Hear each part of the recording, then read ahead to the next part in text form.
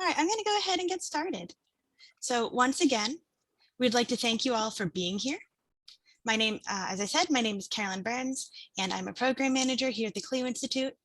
I have helping me a couple of my colleagues. Olivia's here. Caroline is our founder and senior climate advisor who will be talking. And Julieta is the other program manager. She is absolutely fantastic. So just to get a brief overview, some of you may be interacting with CLEO for the first time today. If so, welcome. We're so glad you're here.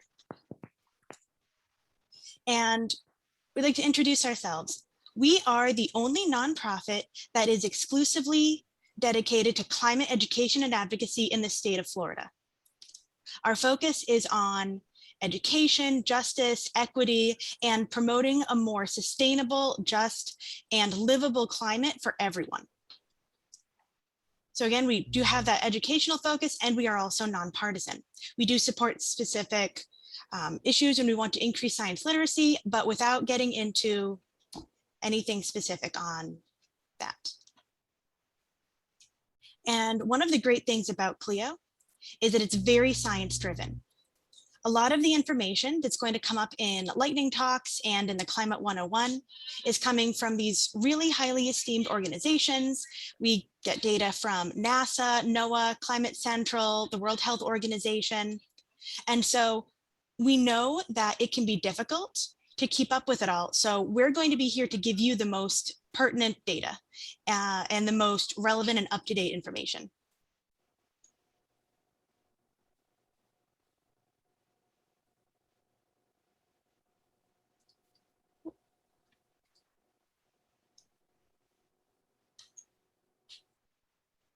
Think someone had a question?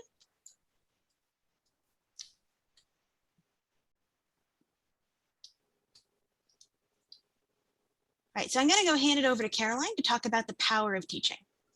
I wonder if Olivia had some opening comments to make. Olivia, didn't you? Good morning. No. Yeah. Yeah, I just want to ask, we are taking attendance for this teacher training in order to provide everyone with a certificate of completion, especially for Miami-Dade County teachers. So we ask that you just put your first and last name in the chat. It's the easiest way for us to record attendance. And we'll be doing this again near the end of the training as well. So just first and last name in the chat would be really helpful for us as we try and capture attendance in the beginning at the end. Thank you. Wonderful. Well, thank you all. My name is Caroline Lewis. I am the founder and senior advisor at the CLEO Institute. I am a science teacher and a high school principal by trade, and you are my favorite people. I do not think I love anybody more than I love teachers. I have so much respect for our profession. My biggest goal is to get rid of the lousy teachers and to raise your salaries, all of you. I have a dream that the starting salary for teachers will be $75,000 and that it would go up at least 5 to 10% each year. If we want to keep the brightest and the best, and you're all here today, we have to treat them with more respect. So let me just go on record as saying that I appreciate what teachers do. I think we are underpaid and undervalued, but only we can change that, and I'm ready to make some noise. So if I had one goal, I would be Secretary of Education for the country for a week and make all kinds of great changes that they couldn't undo. So anyway, I just want you to know that CLEO appreciates more than anybody teachers. We know, especially in the last year and a half, what you have been through with respect to COVID-19 and being everything to everybody, and it cannot be easy. So you do your best, and you remember that any piece of you that you give back to this profession is deeply needed and deeply appreciated. I also want you to know that you're here today for some reason, and you're from all over the country. I am just looking at the chat, and we have Kentucky and Olympia, Washington, and we have all sorts of great places in representation. And each of you, whether you're elementary, middle, or high school, each of you plays a pivotal role in your classrooms and in your schools with waking people up. And I hope you're here today because you want to continue waking up people students, fellow teachers, administrators, parents, to the crisis that is climate change, and to the fact that the ripple effect we have collectively is the only thing that's going to change us, because we need the political and economic will to do the right thing. So I want you to reflect for a moment as to why you are here today. Are you here today to validate that what you're doing in your classes and in your schools is good? Then welcome. If you're here to learn some tricks and some ideas of how you can infuse climate across the curriculum in your schools and in your classrooms, welcome. If you are here like Amy Leonard for the 19th time, I mean, that girl is at every single teacher training we have. She could probably give this talk by now. Good, because we're all works in progress and I am always learning. Nobody knows everything. So think about this. The climate crisis, as you're going to be reminded today, is huge. People think it's just about sea level rise. And they tell us things like, I cannot worry about climate change, I'm worried about the economy. Oh, I cannot worry about climate change, I'm worried about poverty. Oh, I can't worry about climate change, I'm worried about health. Then you're worried about climate change.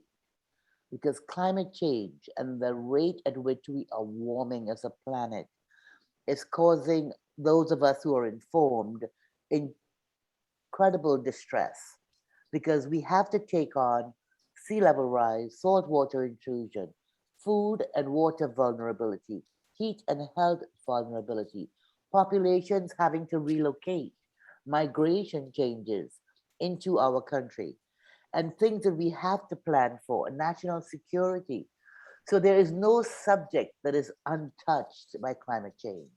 And I'm hoping that several of you here are science teachers, but I'm hoping that even more of you are not, that you are math teachers or physical education teachers or art teachers, English teachers, language teachers, and you see a role for you in bringing more of the climate crisis to your classrooms and to your schools, not to get people depressed necessarily, but to mobilize them on solutions. You know, people tell us all the time, Caroline, I want you to come and talk, but no gloom and doom. And I'm like, well, honey pie, it's only going to get gloomier and doomier if we don't put the facts on the table.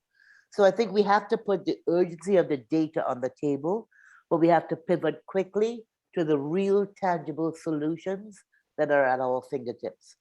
And as teachers, you have access to the biggest solutions out there, your students and their voices.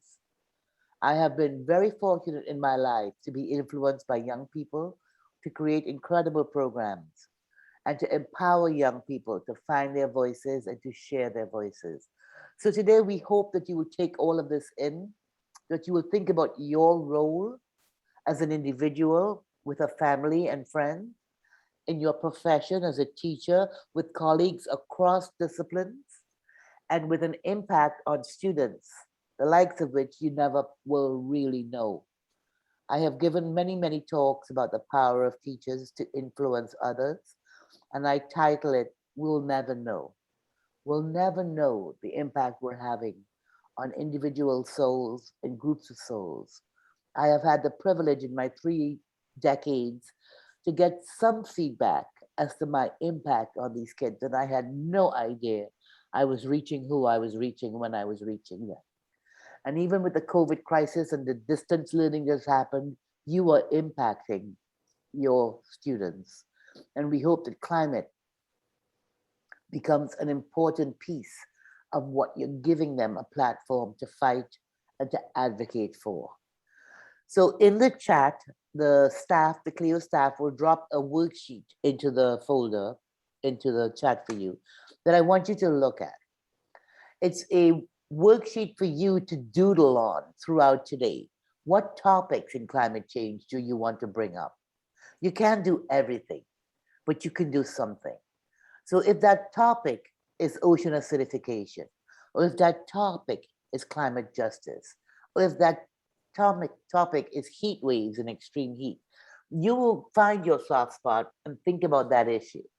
And then think about where in your school can you implement a class, a curriculum, an activity to sort of bring this to life. Some of you have a scope and sequence that's so tightly written that you do not have a great deal of flexibility of teaching other things. But you can initiate a project, or you can give a research assignment, or you can challenge the kids to a poster contest. So there are a million ways and strategies you can use in your classroom and outside of your classroom to bring these topics to life, and most importantly, to help the students understand the seriousness of what's happening and the solutions that we have to embrace. And then the third column is resources and partners. Who do you need to help you accomplish it? Do you need access to scientists? Do you need an architect? Do you need a lawyer? Do you need a university? Rotary clubs. There are so many resources you yourself already know, and those that we can help you find. So that in this holistic way, you're thinking about the issues you want to cover, the strategies you could use to cover them in your schools, and the partners or resources you think you will need. And during the course of the next several hours, we hope you will take this sheet, and I hope you've all been able to click on it, and take this sheet and start doodling some ideas of what you want to do. If you have access to it, and is it already in the chat? Yep. Carolyn, is it there? It is, thank you. Huli shared it. Okay, so it's entitled Worksheet. And if you click on it, the first page is blank for you to write on or to type on or to think about.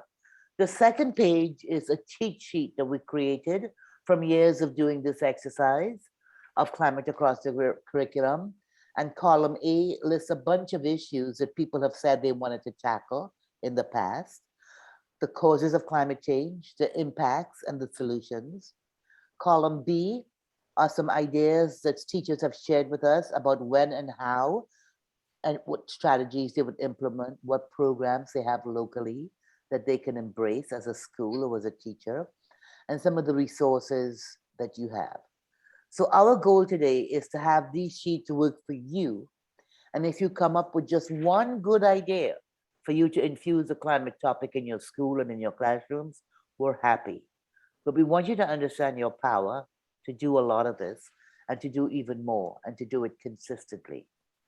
And I'll tell you this, people who know me are sick of me saying it, but I have to leave you with this thought before I give it back to Carolyn to start the day. Is people are always telling me, I've written books on education and effective teaching, and it's really a journey of love, this teaching profession. And when people ask me what I think is the best definition of education, I always come back to that one sentence that William Butler Yeats said, that climate is not, I'm sorry, not climate, education is not the filling of a pail, it is the lighting of a fire. And that's what we do as teachers. We have to fill pails, we have to give them some content, of course, but we have to inspire them. We have to light fires in them to see themselves as agents of change, to see their own power. Best compliment kids ever gave me is that because of my programs, they feel important and needed in their communities. And so when people tell me that elementary, middle, or high school kids do not care, I get crazy, because what have you done to create an opportunity to light a fire in them and to make them feel important and needed and they care? So I leave you with the thought that you are an arsonist, that you are lighting fires in the hearts and minds of the people with whom you work, and that today you will think about content and strategy you can use, and that you will go beyond yourself, work with another teacher, work with another class, work with another discipline to really infuse the climate crisis and the solutions into your schools. Have a blast. We're here if you need us. And I turn it back over to Carolyn. Thank you. Thank you so much. We all love Caroline. She's basically everyone's cheerleader. And I know that that's truly is how she feels. And she doesn't just talk the talk, she walks the walk. I can tell you that much. So as she was talking about those worksheets, hopefully you've all gotten a chance to take a look at it. In the second column, it's asking about what kind of educational experience you would put in there. So they're thinking of things like parent-teacher night or poster contest.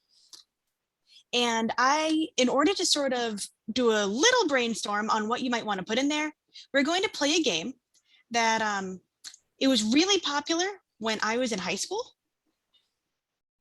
Some of you might be familiar with it. You can raise your hand or put a comment in the chat. Have you heard of the game 6 Degrees of Separation before? Yes. So when I used to play it, it started out as 6 degrees of Kevin Bacon and trying to figure out what kind of links you might make between this actor and what other movies people had been in. So actor A with actor B. And I was thinking about that game and how climate is connected to everything. And I had a little bit of wordplay idea because we're worried about degrees of warming. This chart is looking at temperature anomalies over the years. You can see that the red years are warmer than baseline. Blue years are cooler than baseline. And we used to have a bitter mix. And as you can see now, we're looking at 2 degrees plus of expected warming. So it was a little bit of a pun that I thought could be a good segue for you. And please do feel free to repeat this kind of activity with your students. So we're going to start with the random topic. Not really random in this case, but I want you to choose a lesson or topic that you really enjoy teaching. We're all in planning mode right now. I'm a teacher myself. I teach biology and earth science at my local community college. And there are some lessons that when I start in August or September, I'm already excited to get to. So what is that lesson for you? And for me, it's easy to make that connection. I teach biology and earth science. But I promise there are connections no matter what subject you're teaching. And that's why we call this workshop Climate Across the Curriculum. It's not just a science teacher thing. So I want you to think for a moment. How do you feel about teaching this lesson? How do your students feel about teaching it? What is it that makes it so exciting? And then think, compare how that feels to how you might feel when you're teaching about climate. Does it make you feel a little bit more tense or anxious? Are you intimidated by it? I do have subjects I'm intimidated to teach, or at least, I was the first time. So go ahead and drop that in the chat. You can mention what level you're teaching at. What is your favorite lesson or topic that you get to cover with your students?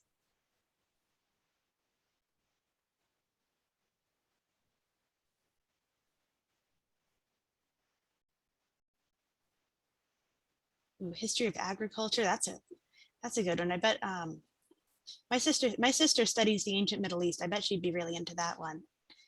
Elementary ecosystems, acids and bases. I feel like a lot of these are already pretty easy to connect. Maybe I'd love to see if somebody can throw a real stumper at me. What can I connect? Ooh, fractions. That's a good one. Racism. All right, keep typing those in the chat. So here we have the game. What about that lesson or topic do you really enjoy teaching? And what connection do you think there might be to climate? Emotions and feelings. I mean, I just asked you, how do you feel about climate change? How do you feel about watching the news? Ooh, creating models. Ooh, I love that. Environmental racism, that's a big one. We've done whole workshops on that. Seeing memoirs. But you could teach there are really cool memoirs written by people who've dealt with these issues, either directly or, in their work on other justice issues. So what are some, intermediate stepping stones? Okay, grammar and syntax. I love thinking about, you know, the way that we express ourselves. You know, grammar could be seen as boring, but the reason we have it is to make communication more clear and effective. So hopefully you're starting to think of some potential connections there might be there. All right, we're going to play it ourselves. We're going to practice. So what connection do you think you could make? Let's say you're a physical education teacher for elementary school. I don't know if we have any of those folks here. If you are, welcome. We're glad to have you. If not, we'll still play. So we're going to take the kids outside and we're going to teach them to play basketball. How can we relate that back to the climate crisis? What are the different nodes of separation that could allow you to make a relevant point about climate change in your classroom? And for people who are answering in the chat, if you do participate and drop those answers, we're going to pick one of those answers and put your name into the raffle for an extra entry. Oh, I see some good ones. Extreme heat. That's, yeah, when we see these heat domes and we're talking about heat waves and potential impacts to human health, then we potentially have to worry about, you know, safety. That's actually a major health concern for athletes, is worrying about heat stroke and heat exhaustion. Yeah, air quality. We know that people who live near places where there's a lot of fossil fuel burning going on, maybe they live next to highways or, you know, a warehouse with trucks coming in and out, can worry about asthma. I love all the answers we're getting. All right, let's try again. This book, The Yearling, some of you folks who are in Florida might teach it. I read this book in middle school, and I think that may be part of the reason I ended up down here. I'm not from Florida, but I loved it.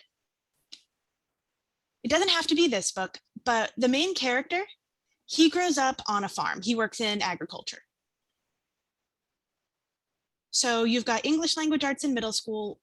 What, if you have it, whether it's Jody from The Yearling or, you know, any other book you're reading where the character's on a farm, I know that there's plenty of them. How could you make that climate connection in your classroom?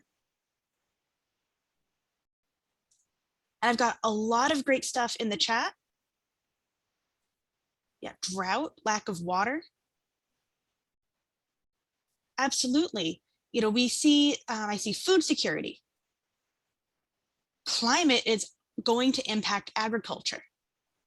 When we hear about droughts and heat waves, we're wilting. The crops are also very much wilting from this. And so that can lead into, you know, increased food prices and food security. So if a character in a book is experiencing food insecurity on a farm, you could absolutely tie that in. What are some books that you teach where you think, for those of you who might teach language arts, can you think of any books where there would be a great lesson in there about climate and its importance to your character? Okay, I see Ishmael by Daniel Quinn as an option. I think that'd be probably for high school.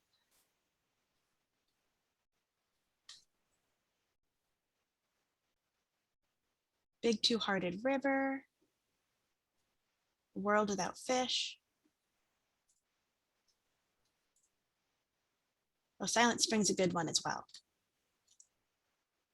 So, you know, what I really love about this one is you can take these personal narratives. It is so important to tell your climate story as we make these connections to understand how and why it affects different people. And so you can have someone who is not necessarily going to be, you know, a scientist or you know, a scientist or somebody who studies the ecosystem, but there's that deep connection.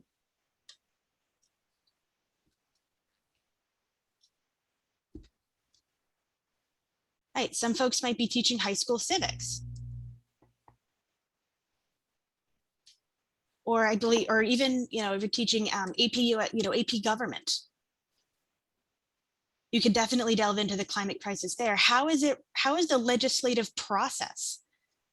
You know, the form of representative democracy we have, I assume most folks here are in the US. Please, if you're not in the US and you have a different governmental process that could be relevant, I would love to hear about it. You can put that in the chat as well.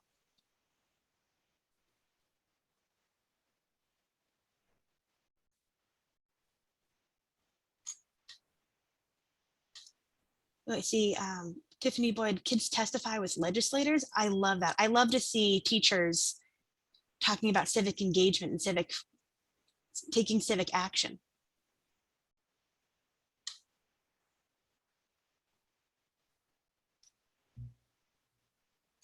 So I know that, you know, the recent infrastructure deal, there's been a lot of talk back and forth about to what extent we need to be considering climate when we fund infrastructure, more resilient infrastructure. And so you can get into things like building codes. Oh, I see migratory bird treaty. Absolutely. These international agreements like the Paris Accord. And we can talk about when we want to take action, how do we make that happen?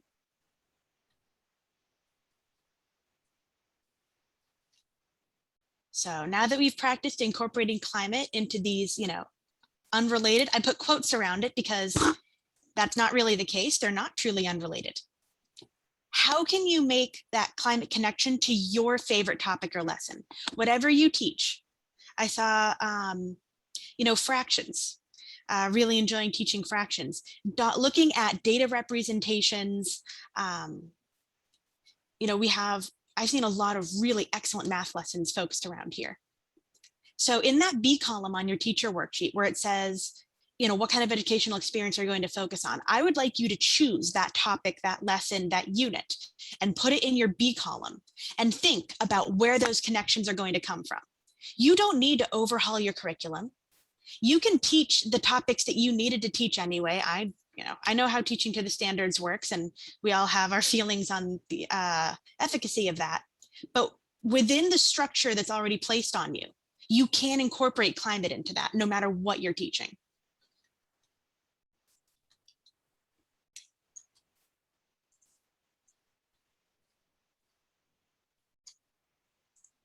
And so, you know, the point here is that it's climate across the curriculum, and anyone can do this. Hopefully that helped. I saw a lot of people talking in the chat. Are there any questions about that before I do my Climate 101 presentation? So I figured it would be cheating a little bit if I did Climate 101 and talked about all of these connections before we got into it. But now we're really going to do a deeper dive. Okay, can't access the link.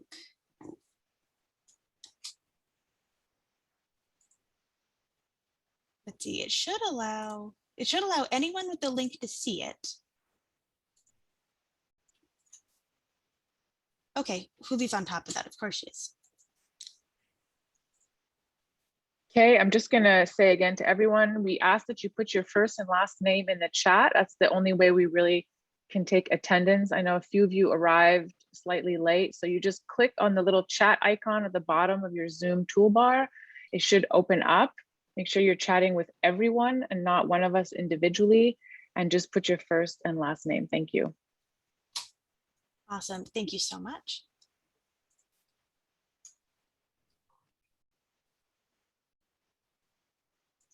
Right, so now that we have a little bit of brainstorming, we wanted to make sure that you were thinking about this and while you started. So we all share the same mission here.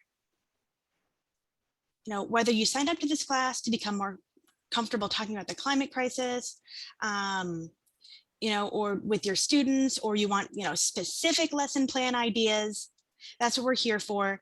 And all of our goal, hopefully now that we're here, is to educate and promote an informed and engaged public that will support climate action.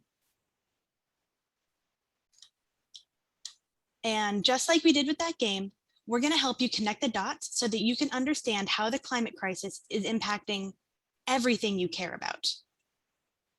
I mean, climate disruptions, one of the reasons that we say climate change and climate crisis is that global warming and an increasing temperature is only one of the issues that we're dealing with. We're also talking about, extreme heat, sea level rise, ocean acidification, food and water vulnerability and food scarcity, health impacts. All of this is going to, all of this is relating back to the climate crisis. We've even seen the Department of Defense put into their report that this is a major national security threat. So as you're developing your lesson plans, it's important to have some baseline understanding of the climate crisis and to help students with some of the most common misconceptions that I see, whether I'm talking to kids in elementary school or talking to someone at the bus stop, I often see similar misconceptions. For example, there's a difference between climate and weather. Climate is the average weather conditions over a long period of time, whereas weather is the state of the atmosphere over a shorter period of time. A simple way of understanding that is that weather tells you what to wear that day. If it's raining, you'll use a rain jacket. Climate tells you what type of wardrobe you have. If you live in a warm climate, like me here in Tallahassee and a lot of my colleagues down in Miami, that's going to be different than where I grew up in New England. So usually climate is the average weather conditions. We're talking about cloud cover, temperature, precipitation, averaged over at least 10 years. Ooh, Kathy in the chat just put a really great analogy that I might use going forward. Climate is what you expect, and I said sort of based on the past of what your region is like, you're extrapolating, and then weather is what you get on a day-to-day basis. Thank you for sharing that. That's insightful. It's important to note that there is a scientific consensus on climate. So, 97% or more of actively publishing scientists agree that there are warming trends and they are due to human activities, in particular, industrial activities that have raised the CO2 levels in our atmosphere. Scientific consensus doesn't mean a bunch of different people's opinions. Trust me, scientists can be very competitive. And if you have an idea that they're able to disprove, they'll do it. Scientific consensus means that they're looking at these large amounts of data, they're looking at hundreds of studies and coming to similar conclusions.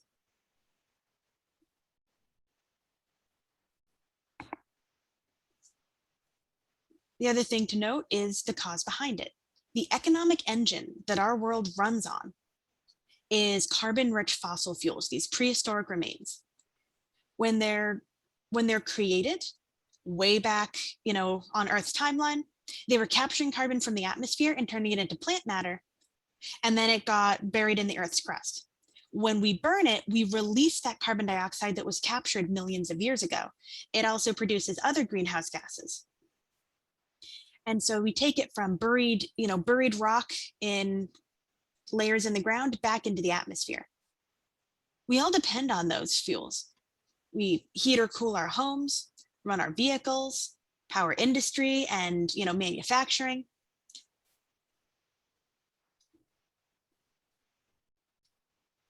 But we're looking at these concentrations over time, and we're amplifying what's called the greenhouse effect. Now, here's something that is also a common misconception that I hear, is that the greenhouse effect is a bad thing.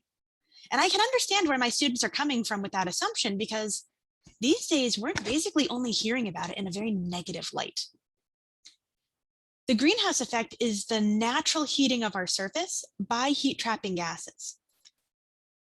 So solar energy from the sun, mostly in the form of light, penetrates through the atmosphere because the atmosphere is transparent. it gets absorbed by Earth's surface. And energy changes from form to form. So it changes from light energy to heat energy and is released back from the Earth into the atmosphere. Some of it should be escaping to space, and some of it gets retained by those greenhouse gases. We use the term greenhouse effect because for those of you who have a greenhouse, or I bet most of you have cars, and they act pretty similarly. The light gets in, the heat gets trapped. And so what should be happening is that the flow of incoming solar energy is equivalent to the flow of outgoing heat from Earth. And so when that outgoing heat comes into contact with greenhouse gases, such as carbon dioxide and methane, they trap that outgoing heat and keep it in the atmosphere. Just like your car traps that heat and gives you a blast of heat when you open it up on a hot day. This creates a blanketing effect. And the thicker the blanket, the more heat trapping there is. Again, it's not overall a bad thing. Without a greenhouse effect, the Earth would look a lot more like Mars, colder, drier, and inhospitable to life. The greenhouse effect itself isn't an issue. It's that the greenhouse effect has gone out of balance. This supplemental heating is the greenhouse effect. So the problem is that too much of the energy that should be outgoing into space is instead trapped by greenhouse gases because those human activities have increased the concentration of greenhouse gases in the atmosphere by burning those fossil fuels.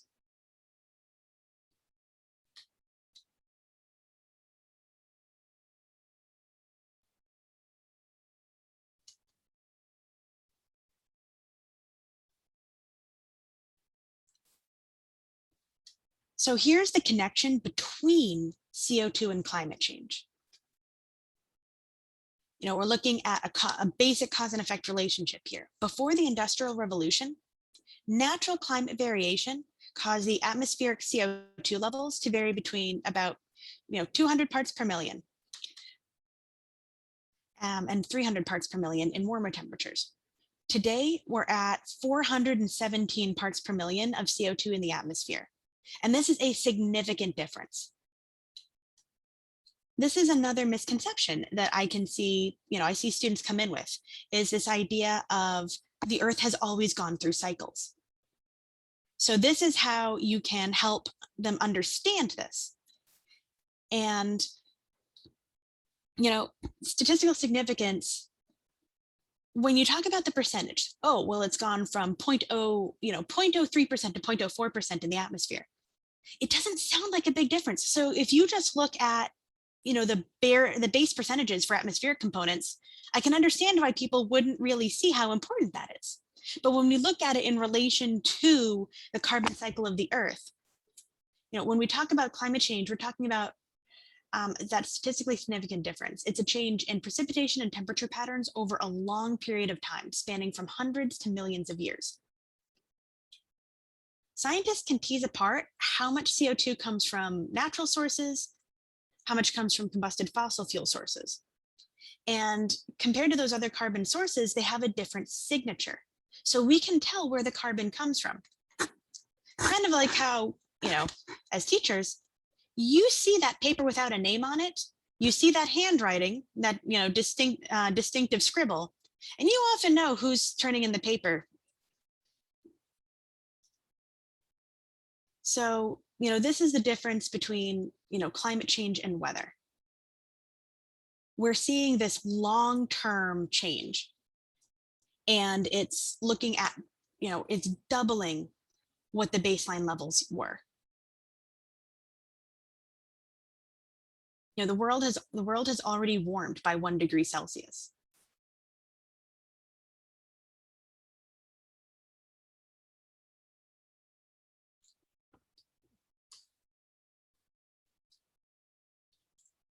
There we go. Visualizations can be really helpful. We all know what effective pedagogy is. And looking at a chart of numbers of temperature variations over the years may not really convey what kind of changes we're looking at. But visualizations like this that really show you on the Earth, not only that it's getting hotter, but where it's getting hotter can really help bring that home. In an ideal world, basic human activities like shopping, traveling, using technology, that'll all continue, but they wouldn't produce those same levels of heat trapping gases that are rapidly altering the climate. So this is data and visualization coming from NASA using climate models and statistical analyses. We can see that the changes exist and we can understand why they're happening.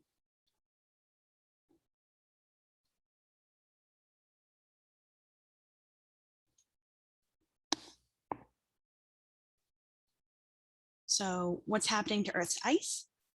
We've got land ice and sea ice. You know, what are the impacts of climate change? Ice is like Earth's natural air conditioning system. Large land-based ice formations like the Greenland ice sheet naturally retreat every summer, but usually they are built back up in the winter with snow. The unusually warm temperatures that we've been seeing have led to greater than average melting. The Arctic Ocean could potentially become ice-free in the summer by the mid-century. And there's a difference between land ice and sea ice melting. I do actually have for upper elementary a whole lesson plan based on that. So the land ice includes the ice sheets and glaciers, and when they melt, they add to sea level rise.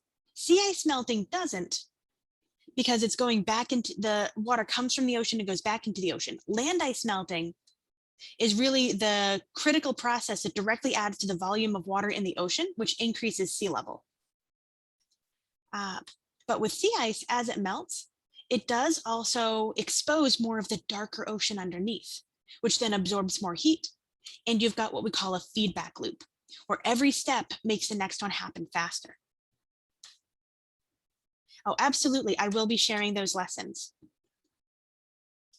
And we also see that this ice is melting at an unprecedented rate.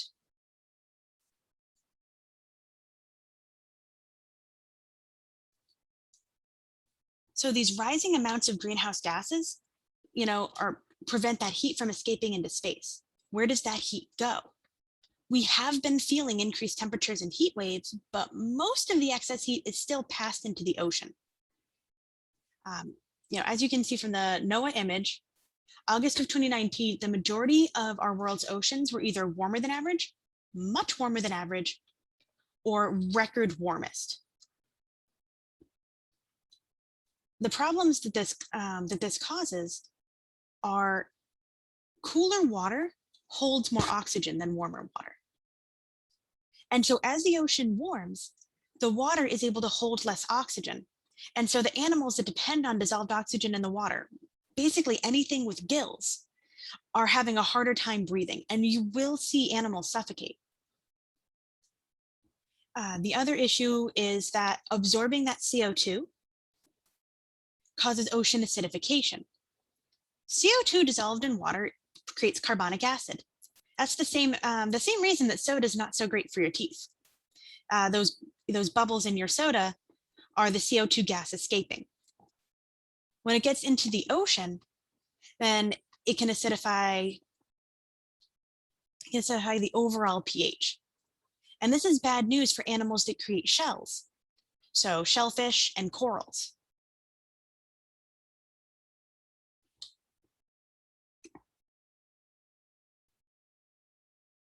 In South Florida, you can expect at least 2 feet of sea level rise by 2050.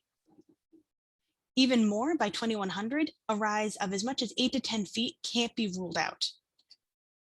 And even if you're not in a particularly vulnerable area, the coastline of the United States overall is highly populated.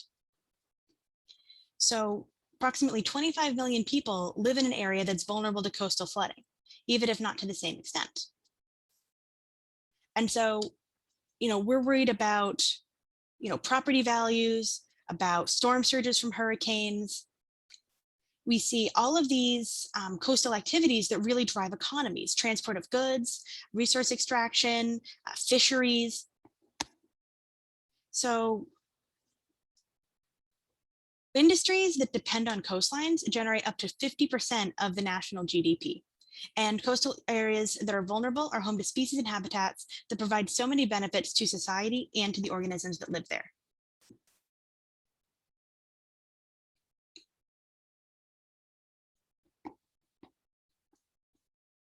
So, a lot of South Florida gets its drinking water from underground supplies like the Biscayne Aquifer, which is part of and then the Greater Florida Aquifer that goes through most of the Southeast.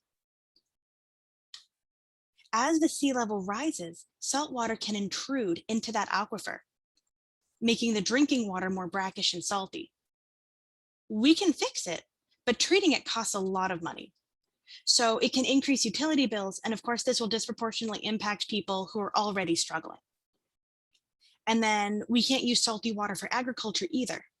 So we can see prices rise all over the map. And then this can also cause major ecosystem disruption in places that are not used to having brackish water.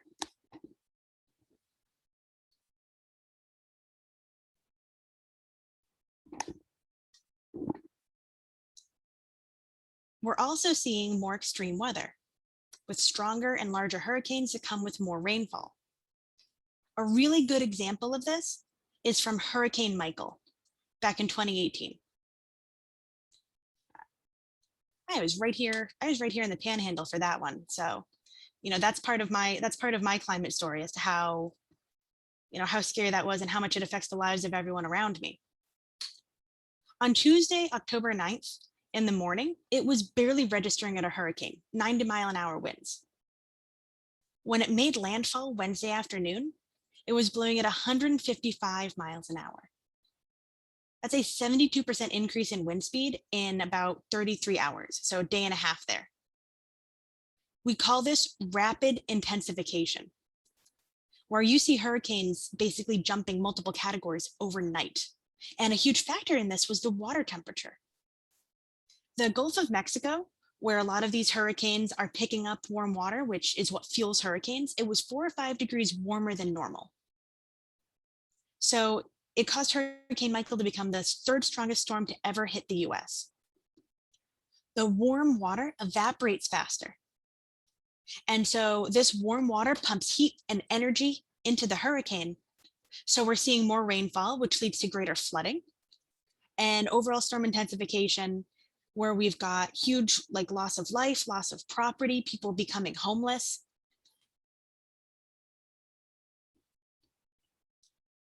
And we're even seeing, with Hurricane Maria, there was a huge outflow of people who are basically climate refugees when this storm took out the electrical grid and rebuilding took so long. And some people were really vulnerable to issues with electricity. There are a lot of stories about people not getting necessary medical treatment. So we're seeing, not from war, but from natural disasters caused by climate change, you're seeing people fleeing their homes. And this is a really great place to tie it back into intersectionality. Here we come up on, heat and justice. This will, please pardon. This disproportionately affects people who are already in disadvantaged communities. As usual, I feel like we see this a lot as teachers, where the people making the decisions often don't have to feel the impact of those decisions. This affects those people most. They're going to be feeling the heat when the heat wave comes. Affordable housing does not require air conditioning in this country. People who rely on public transportation have to sit out in the heat. They can't just go into their garage and then into an air-conditioned car. They might have to be waiting 15, 20 minutes at a bus stop with no shade in a heat wave. It's not going to be safe to continue living with these standards in extreme heat.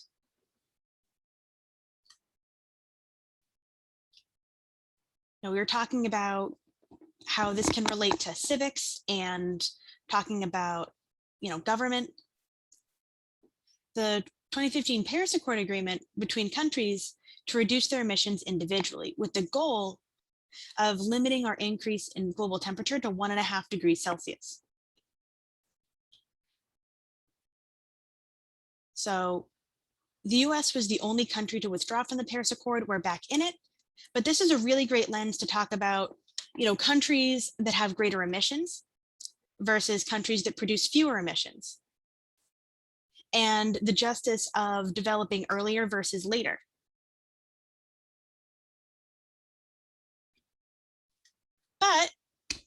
Caroline was talking about doom and gloom and how we can talk about a more solutions focused approach. This is what we need.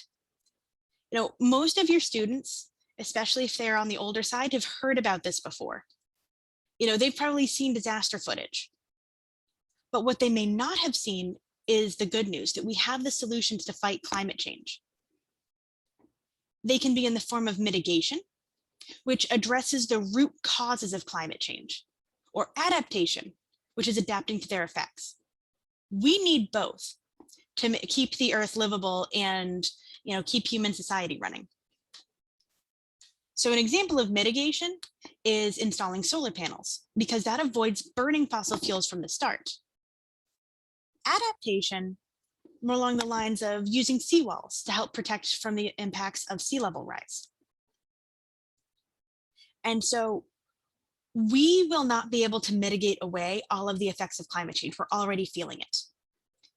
We can mitigate the worst impacts, and that's what we need to focus on. And we acknowledge that the impact, that it is already impacting us. There is already an issue here. So we need to adapt to the world that is changing.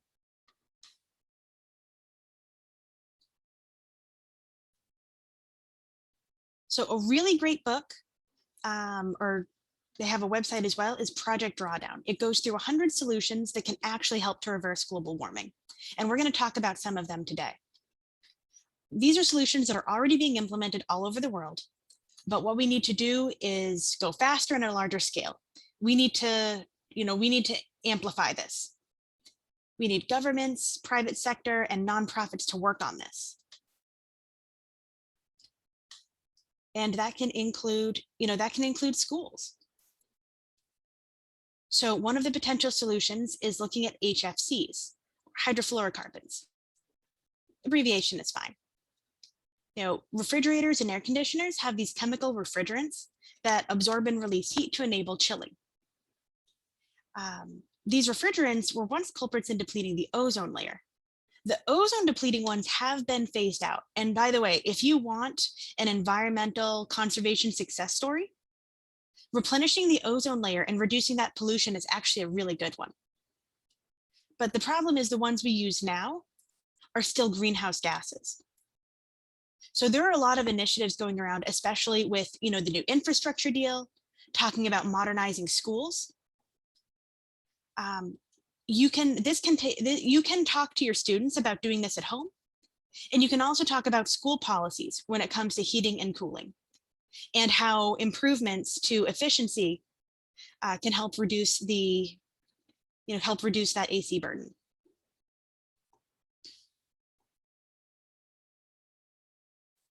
In our communities, here's an example of climate justice. Here in the state of Florida, it requires, heating but not cooling. This is something Congress can do. This is a regulation they can pass. So this is an area where we need policy change. This is adaptation. So just, to give some examples, reducing HFCs is mitigation. We're preventing heat trapping gases from getting into the atmosphere and thus reducing the impact of climate change.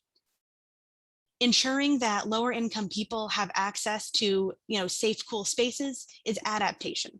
And we need both. Absolutely, yeah. Greening and retrofitting buildings. We can advocate for that in our schools. We can make our schools happier, healthier places that are more sustainable and show our students how they can be part of the solution.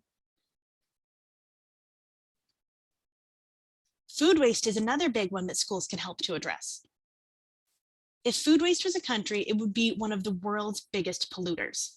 30 to 40% of the entire US food supply is thrown away annually.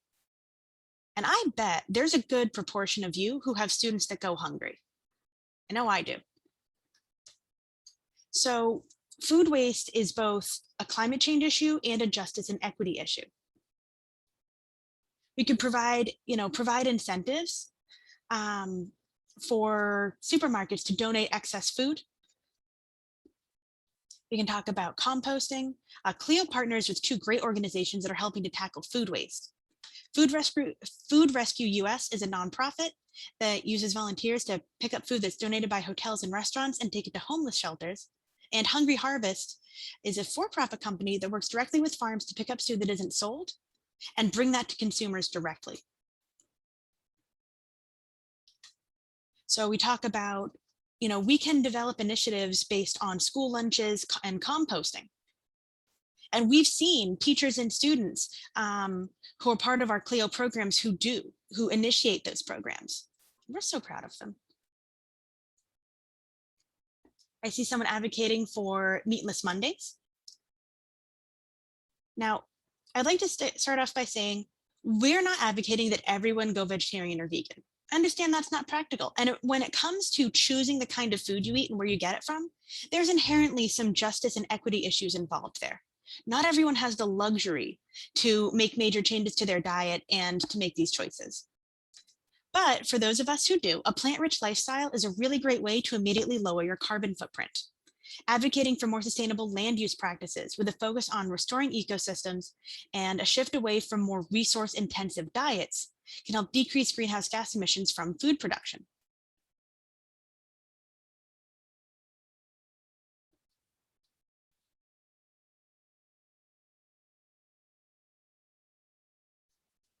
And we have, we have another really great partner, Solar United Neighbors. It's never been cheaper or easier to go solar. And this is another place where you can advocate. We've seen, I've been to webinars looking at green schools, talking about these new infrastructure investments. We can advocate for these in our schools as well as our homes. So, hurricane impact windows are now seen as an investment. Your solar energy increases property values on private homes and can save a lot of money on public buildings. You've got federal solar tax credits, solar co-ops. Solar United Neighbors is Florida specific, but you can look for solar co-ops in your area if that's something that's viable for you as well.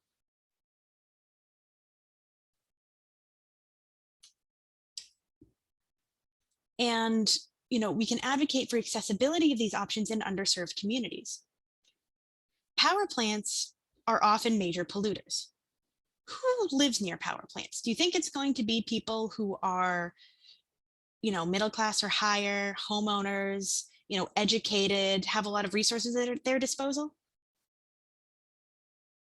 The problem that we often see is that the folks who need these innovations the most have the least access to them. And then, of course, we see utility bills going higher because of the heat waves, and they don't have access to these cost-cutting measures like solar. So we want to advocate for better accessibility to these potential clean renewable energy sources. Another great way to bring this up with your students is looking at jobs. A lot of students are concerned about their future careers. And there are so many potential careers in green renewable energy.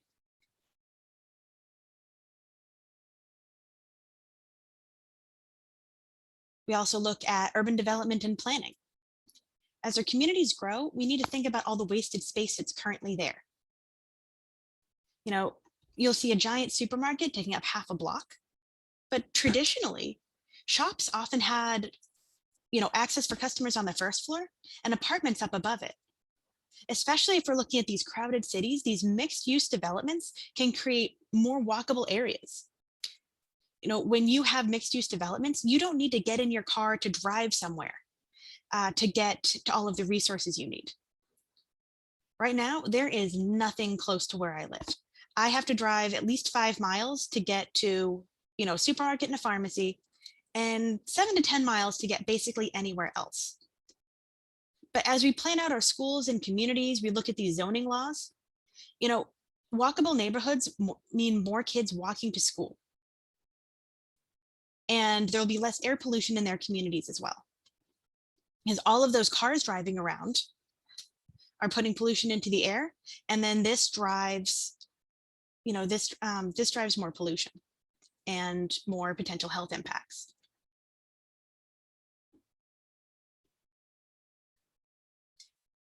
Composting is actually a really popular project for students and teachers who join up with CLEO programs. Compost is organic material that can be added to the soil to help plants grow. Combining reduction in food waste with composting can be a really good way to get your school involved. And then, if you have a school garden, you can have these intersecting systems where we reduce food waste in the cafeteria. What does get thrown out, much of it goes to compost. The compost goes to the school garden. The produce goes back to the cafeteria. There are so many options that we can take to help us.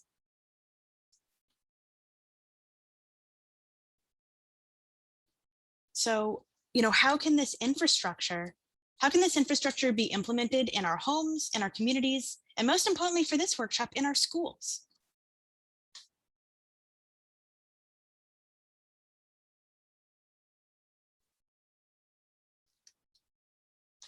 Talk about lifestyle changes. Select, if you're ordering a lot, I know I'm guilty of doing plenty of ordering from Amazon.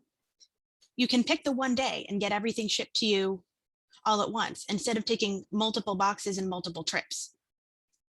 Making small lifestyle changes can be something that we can, when students ask, what can I do? We need to give them these easy solutions. A lot of them, they don't have the ability to put a solar panel on their house. But we give them agency. We tell them this is something that's important. This is something you can do. This will make a difference. And when we use data from places like Project Drawdown, and we can support that and tell them, see, here are the numbers. Here are the numbers about what kind of a difference you're making. Students want to save the world. They do. They want to make a difference. There are options. So, looking at electric and hybrid cars, making your voice count. Julieta is going to talk a lot more about civic engagement with students. And I love this one, especially if we're talking about, talking to high school students. So many of them are deeply concerned about, hey, I'm 17 and I need to make a decision about what I'm going to do with my life. And, the college track is great, but there's so much more than that. Green jobs are the future. We've got architecture. We just had a field trip here where we took students to a solar farm and we talked to some of the solar maintenance technicians and installers. You don't have to be a scientist or an ecologist to make a difference here. There are so many jobs that are, for all different kinds of talents. Historically, what I've seen in my students is that I teach at a community college, and we have some students who are there for more vocational training type programs, and some students who are there to transfer to a four-year university. And I'm sure we all know about the issues with, trying to fit square pegs into round holes and make sure that everyone goes into certain fields. And we really need to reach out to those students who maybe science isn't their thing. Maybe they're not academically oriented. They have a different kind of intelligence that may not be measured as well in traditional school. And often they feel like they're not going to be part of the solution because, as I said, they're not going to be a scientist. They're not going to be a politician. But it's so important that we tell them, no, there are, hands-on blue collar jobs that are physical and practical and really utilize their amazing talents. But listen, I'm no good at fixing anything. And I have so much respect for the folks who do that on the ground work. And we need to pull them in. We need to tell them these jobs are there. Oh, great point, as a lot of these jobs haven't even been created yet.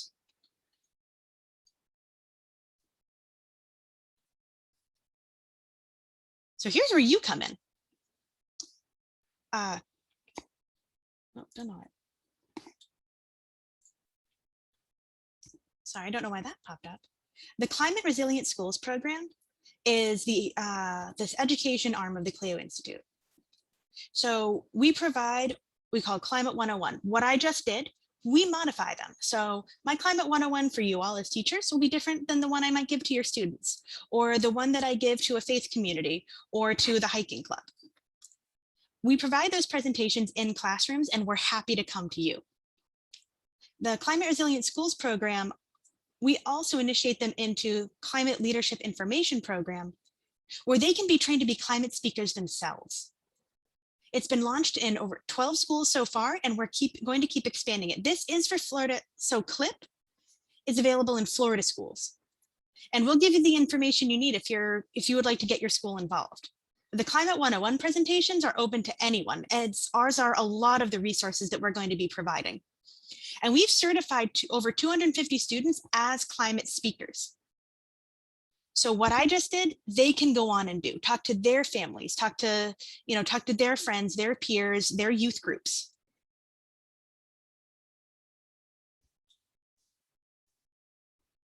The climate crisis is a crisis, and it is imperative that we take action, but it also creates so many opportunities. We're talking about going back to normal when with the pandemic, I mean, there have been some bumps along the way, but let's create a new normal that's better. We're saying build back better. How can we create these new types of lives? We don't need perfect humans. We need millions of imperfect humans who take the next step every day towards a more sustainable lifestyle and a brighter future. You're teachers because you care about your students and their futures. We're all in different parts of this climate action plan. So what are we going to do next?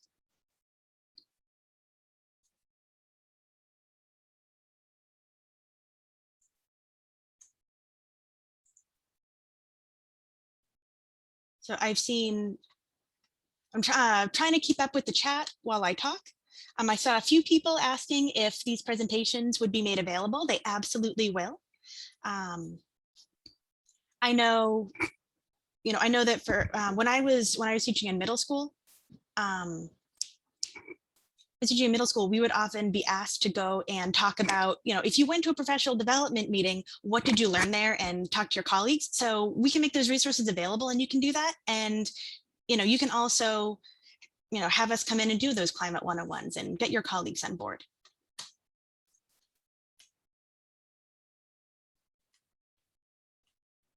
So I'm trying to see some of the questions in the chat. You're welcome to unmute yourselves as well.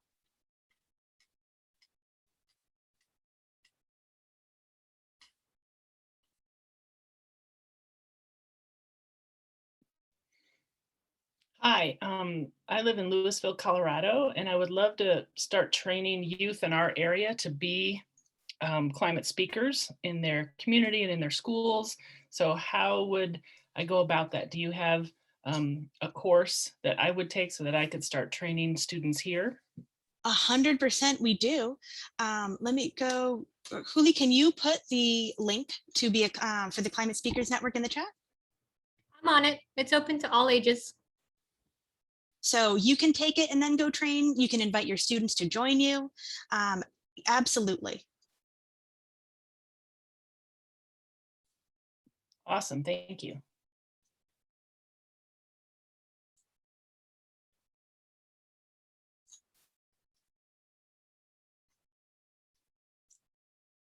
Trying to see what I missed, if anyone is.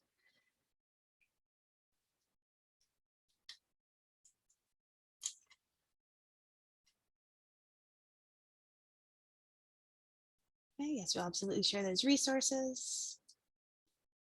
Oh, I see a question asking about solar panel disposal. I don't have a really good technical rundown on that. I think that working on recycling components, that's something that we're still working on, but I can try to find more information for you. Ooh, managing school grounds for biodiversity and ecological goals. I love that idea.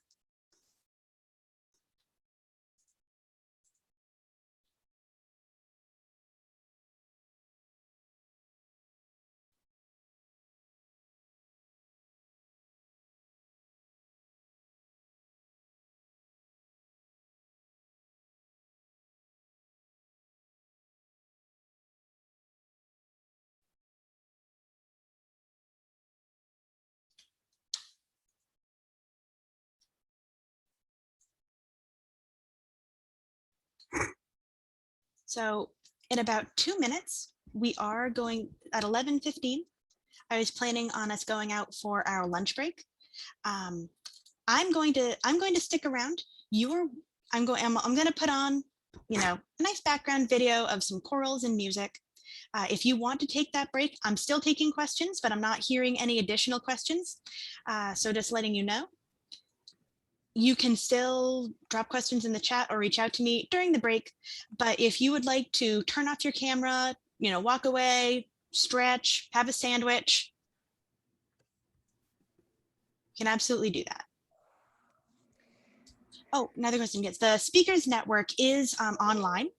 So we have a couple evenings of Zoom meetings. We are recruiting for fall. And yes, absolutely. It's welcome to all ages. You also get a snazzy certificate. Carolyn, Yes. I just emailed you a list of books for elementary students for teaching climate change, like environmental activism and social justice. Oh, fantastic. Yeah, it's a very preliminary list, but it's a start. I was looking for books last night. So they're separated, the ones at the bottom focus on social justice more. Obviously, all of them have a component of that to them. But I thought maybe if you wanted to offer that, going forward, you're certainly welcome to share anything I send to you. Thank you. I'm really excited. We have a presenter after the lunch break who's going to be doing, she does these very interpretive videos and shows for younger students. And so we're trying to compile more younger student resources. Yes. Oh, the book. I don't know if you're seeing the chat right now. Everyone wants that book list. So 100%. I will check that out, and we're going to send you resources after this meeting. You'll get the presentations, you'll get links to CLEO's programs, you'll get emails if you want a Climate 101 presentation, who to reach out to, and I will definitely include that in the resource, and I'll probably do that for future ones too. Yeah, I didn't have a chance to add the authors to the list, so sorry about that, but most of them are fairly commonly known books, so at least to elementary teachers. If you want, I could take a look. A lot of the sites that I looked at last night, they have middle grade books as well. So if you want a list like that, I can do that as well. Just let me know what you need. Fantastic. Thank you. You're welcome. Okay, I'm going to go ahead and pull up our lovely back here.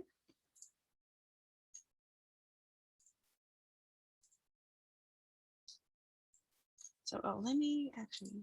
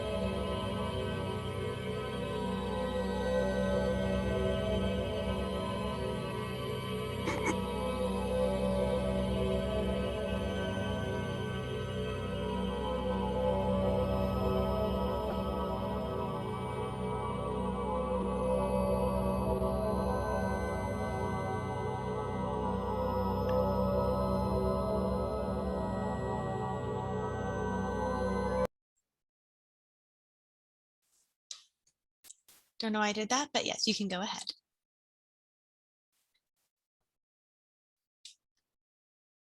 So as people trickle back in, talk a little bit about the next phase of the workshop.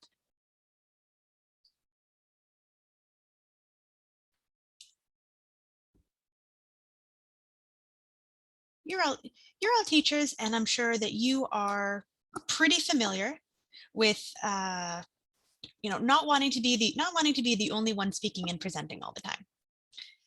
wears out your voice, and quite frankly, it's just not as interesting. So what we've got coming up are what we call lightning talks.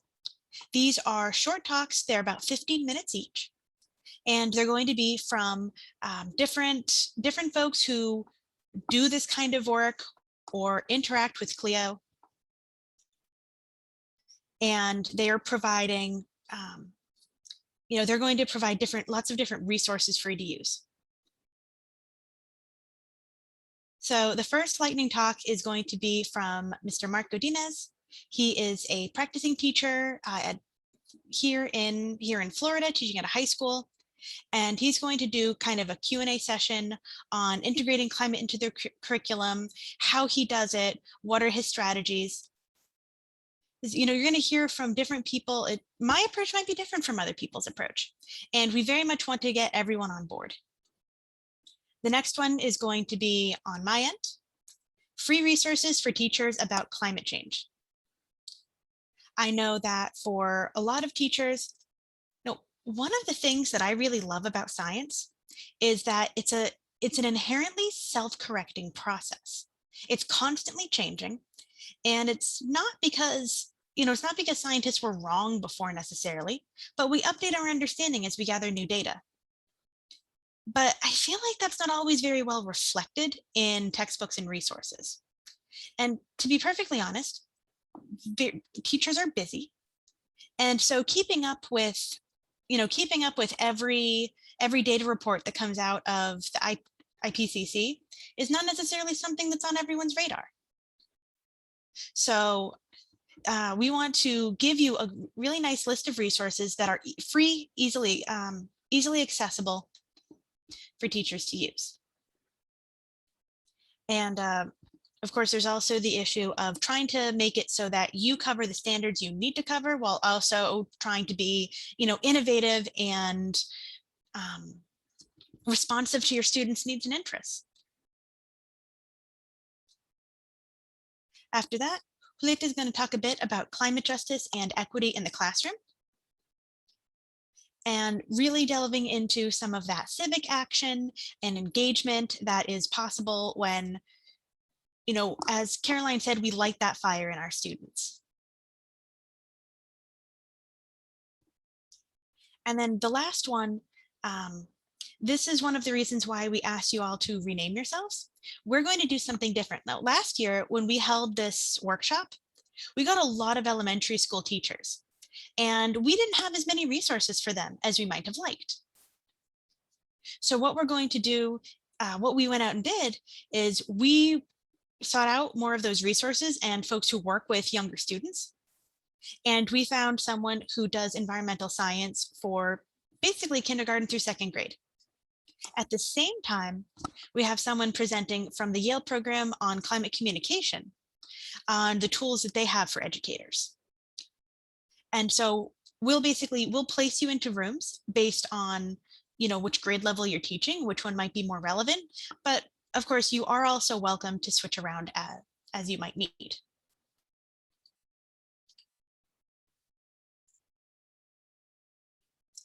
Before we get started, I just want to make sure I didn't have as much time for Q&A between my Climate 101 and lunch break as you might have liked. So I want to stop and check in with everyone and just to make sure. Are there things that have come up in the first half of this talk that you would like us to address before our guest speakers come on? Seen some more book recommendations.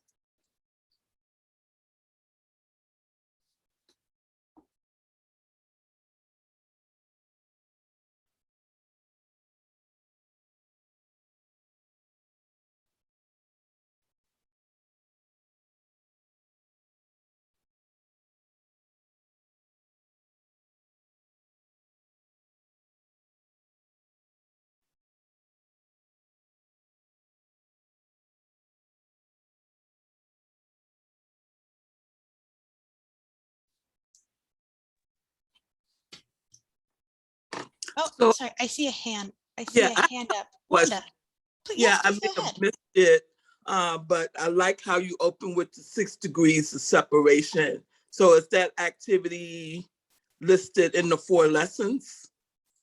Oh, that's a great question. So the lessons, that's not a specific lesson.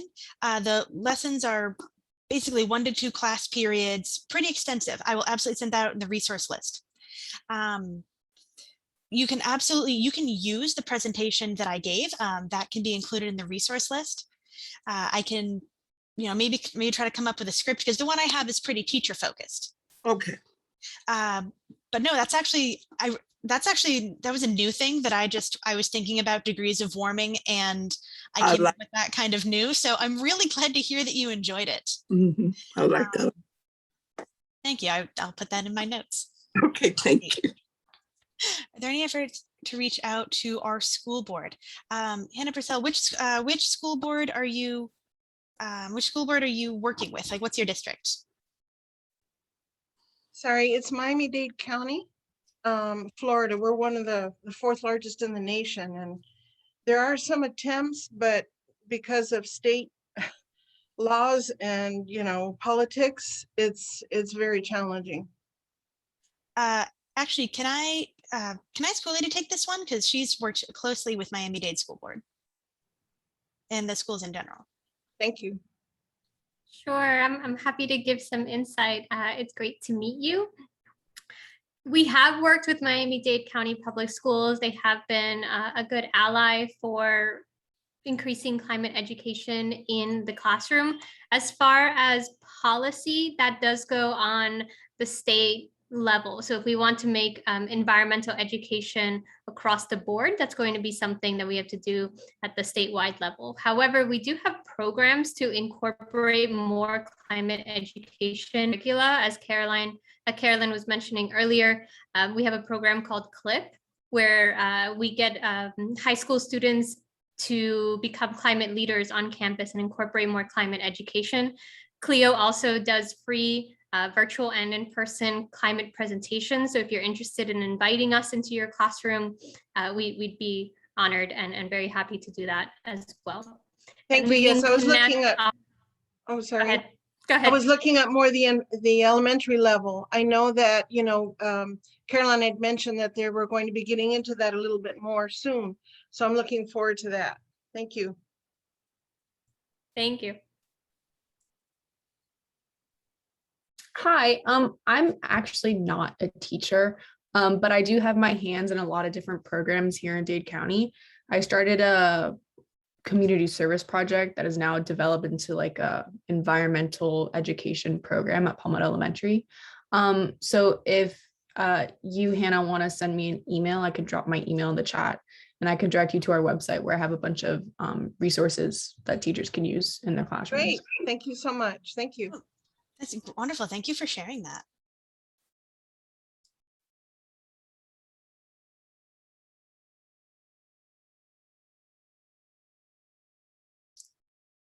And I will also say in general, expand that, if any of you, regularly go to school board meetings, if you want to advocate for more environmental education, and to make these overall changes, and you would like information or support, please reach out to us. If you want to go and make the case to your local school board about school garden or something like that, you can let us know, and we will act as whatever helpful resource we can be, because we advocate for civic engagement and advocacy with our students, but teachers can also be really potent agents of change in their community, and everything you do as a teacher ripples out because your students pick up on it, they talk to their families about it.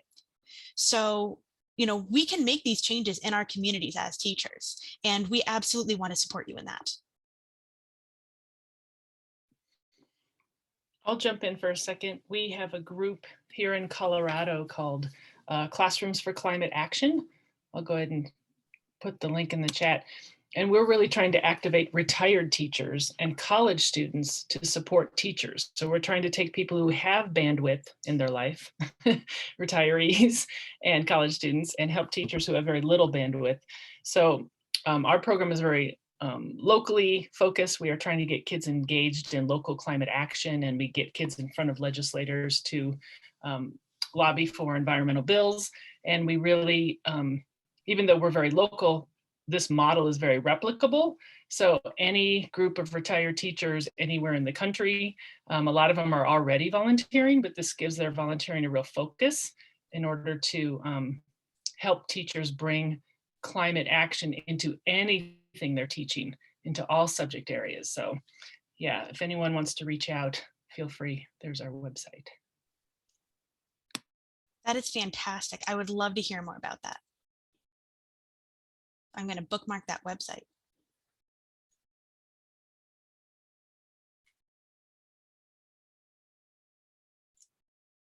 All right, well, our guest speaker is here, so I'm going to go ahead and introduce him. He is a CLEO superstar teacher. We have with us today Mr. Mark Godinez, and he looks at career technology and computer science principles. So he is a really excellent example of, as you're saying, climate across the curriculum. Not necessarily covering, environmental science, but we're bringing, we bring in math, we bring in STEM, we bring in civics, we bring in language arts. And so he's going to do a bit of a question and answer session where you can, we can talk about how he's used CLEO's programs in his classroom. He is also a CLIP sponsor, so that student advocacy, training students to be climate speakers and go out into their communities. He's helped launch that. He is so fantastic, and we are absolutely honored to have him here with us today. Mr. Godinez, would you like to take over? Yes, hi, can you hear me? Yeah, I'm going to go ahead and stop sharing your welcome slide and let you take the spotlight. All right, good afternoon, everyone. My name is Mark Godinez from South Dade Senior High School. I'm actually in another workshop right now, but I wanted to make sure that I participated to tell you about, what I do and how, CLEO, the CLEO Institute has really helped my students, my school, and my community. So at the school level, I'm the lead teacher for IT at my school for the Academy of NAF and for the Academy of IT. What I teach is virtual reality and coding. I introduce students to game design and how to design and code things into virtual reality. And I remember 2 years ago, what happened was I heard about this workshop and I actually attended. Now, I want to make sure that I make that concrete, is that I'm a technology teacher. So I was afraid because I really didn't know anything about environment and the science because it's not part of my content area. So, one of my colleagues, kind of pushed me. He's like, come on. And actually, I'm really glad that I did. It's made a substantial change in my community and in what I do. I don't want to take up too much of your time, but I want to tell you the impacts that it's had at my school. First of all, I want to talk about CLIP. So CLIP, I want to make sure that everyone understands it's student-based and it's student-led. It gives the students the power to speak to other students. And, as a teacher, I can tell you, I wish that my students were excited when I talk to them, but they get more out of it when it's peer-to-peer education. Now, out of CLIP, and that was 2 years ago, my students actually got motivated enough, and within CLIP, what they teach the students is to actually come up with solutions. And I think that's what I love about the program. So out of CLIP at my school, I'm happy to say that we got involved in the Green School Initiative from the state. And, my school is actually part of that. And that happened because of CLIP. Now, also because of CLIP, I heard you guys talking when I logged in about what we're doing in Miami-Dade County Public Schools. Actually, my students were actually involved in the Miami-Dade Public School Sustainability Plan that was made by the students to present to the superintendent and the school board. Now, I want to make sure that everyone understands that this is a process, but that's where CLIP comes in, because CLIP gives you the tools to actually become a climate change speaker. And I'm speaking to you as a technology teacher. I mean, I've done workshops with tech, and I've done it in front of Washington, in front of thousands of people. But when it came to environment, I was very afraid to do it. But thanks to CLIP, it empowered me and my students to learn and actually empower our school to become part of this initiative. Now, because of CLIP also, and I keep referring back to CLIP because this all happened because of the students that were involved in the project, is that we're actually starting a recycling program this school year. Now, it's going to be a big impact because I think South Dade is either 4th or 5th largest of the high schools. So if we're able to make this happen, and it can, like other schools want to get involved. And I think that's where the impact comes in, because students are actually looking at solutions, what they can do. We were talking about the pillars. That's what the kids presented. My students were involved in the energy portion, but for this school year, we're actually going to do, once again, a recycling program where we're going to get CLIP students to talk to other peers to get them involved. And I think, once again, I have to say it's the impact that this program has. Also, I don't know if you heard, and I'm gonna put some links later so they can share with you, is that I'm also a presenter for the Education Fund. I was able to get a student power grant, and that's where the recycling program initiative came in, because of my grants that I write to become, one of my main goals is that my students become civic, they get involved in civic engagement in the community. So what the CLIP students chose to do with this program is they asked the question, what does our school need? What can we do as students to motivate other students to make a change in our community, in our school? And that's what happened with CLIP, is that it empowered them to actually make this process happen. And I also want to mention, even, I teach tech. What can you do? How can you involve the STEM aspect of this? Well, I don't know if you guys have talked about this. The CLEO Institute has an incredible podcast. I was able to get some grant money to start a podcast. So last year, our podcast subject was, females in computer science, but where my students went to get an idea of what a quality podcast is that we went to and we listened to House on Fire. So you can involve STEM with a podcast. I involve STEM or STEAM by having my students create, experiences or 3D models based on what they've learned from the presentations from CLIP. And remember, once again, these presentations are student-led, and they're the students, when, I love the impact that kids have when they talk to their peers and they actually motivate them to actually do something. So, I just wanted to come, to your presentation today, to your workshop, because I was there 2 years ago. And out of that workshop, you guys know, other teachers are here right now. Sometimes we go to these PDs and we don't really learn anything. I'm still learning, and I'm still trying to make an impact on my community, but all of this happened because of the workshop that you're sitting in now. So I just wanted to come in and answer some questions, and I'm excited. I wish I was there right now. Unfortunately, I'm in another workshop, but I just wanted to come in and meet you guys and just tell you the incredible impact the CLEO Institute and CLIP has made in my school.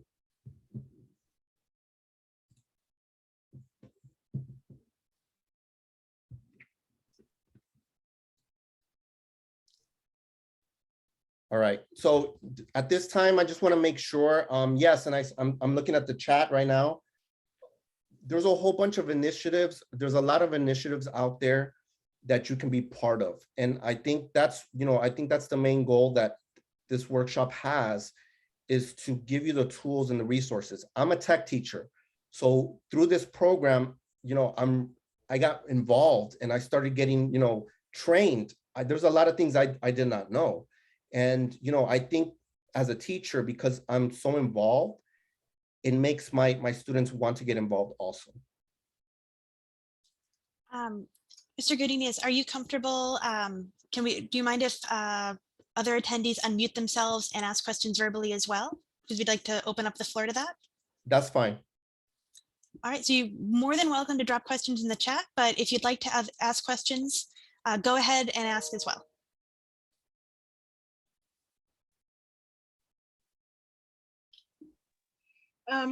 Hi, Mark. Thank you so much. We're neighbors, South Dade area. Yay.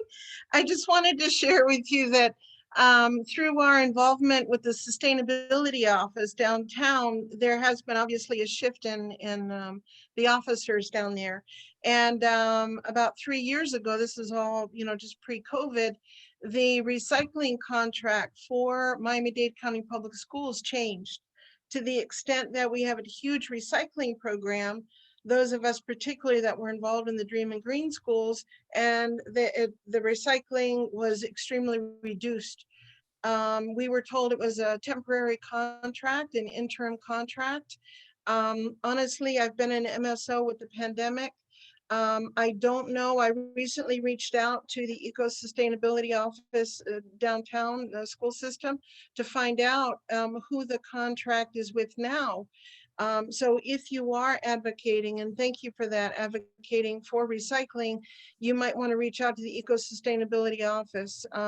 If they do have that contract and they're limiting recycling, we have to push it. Every Dream and Green workshop, we were always advocating, and we spoke to the leaders of the Sustainability Office, and they were very much supportive, but there were some contractual problems. So I'm just keeping my fingers crossed, and so feel free to reach out to me. I can give you some names of contact, so that obviously you want kids to be successful, and sometimes the politics have a way of getting in the way. We just have to find a way around it.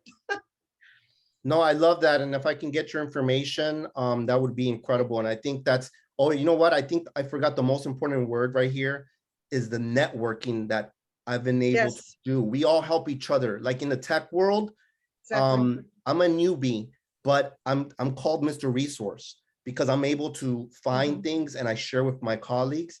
And I think that's the power that we have here. And I'm just going to answer a quick question. The Education Fund has an expo. I think I might be presenting that one. I'm not really sure, but there was some grant money that they gave us money to actually teach the kids and get the money for the equipment. And I wanted to make sure that I mentioned the podcast that CLEO has, because it's incredible information. And what I did last school year, even though it was MSO, was I played the podcast in the background.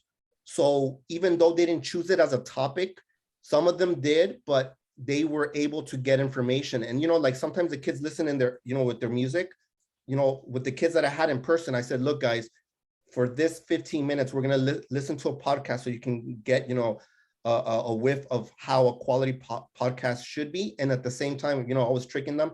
They were getting the information. And out of that information, some of them got motivated enough to say, I want to find out more.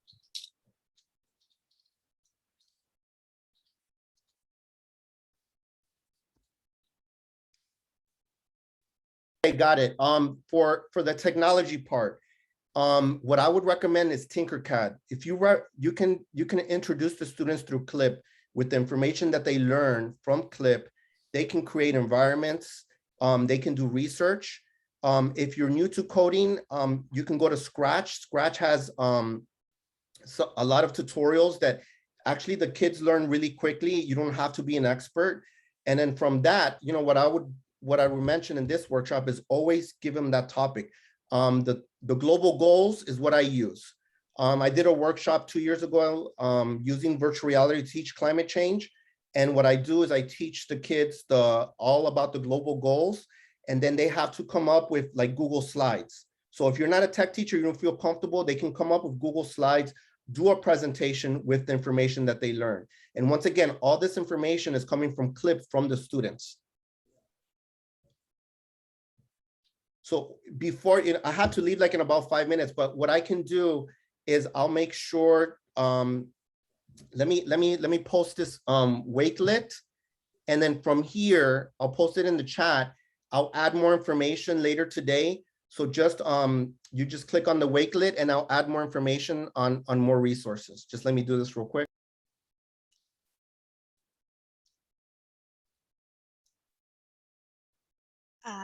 Mr. Godinez, I will also ask you if you wouldn't mind sending me any resources that you'd like to share. I will put those. We're going to send an email after this with a list of resources and links. And if you wouldn't mind sending those to me, I will include them as well. No, that would be awesome. So what I'll do, I'll send them later. And then what I'll share is the resources. And once again, guys, especially with STEAM or STEM, this is an incredible program to get your students or school, your school involved. The students love it. This summer, I was teaching a summer camp and I integrated a C-Rise level unit. And I think that week is when I got the kids' attention. And, even, after the session, they were asking me, how can I learn more?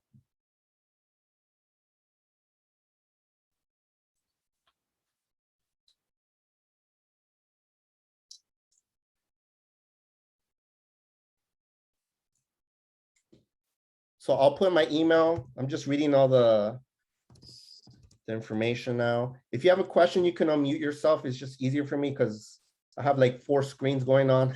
Then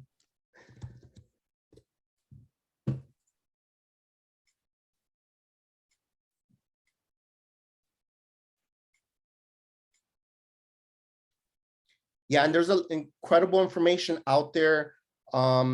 What I'm going to send out later, you can look at is the curriculum packet that I made for the Education Fund. On the resource links, there's incredible information links there that you can all, and it goes to elementary, middle school, or high school. I teach high school, but I also work for the Title I Migrant Education Program, and I work with 5th and 6th graders there.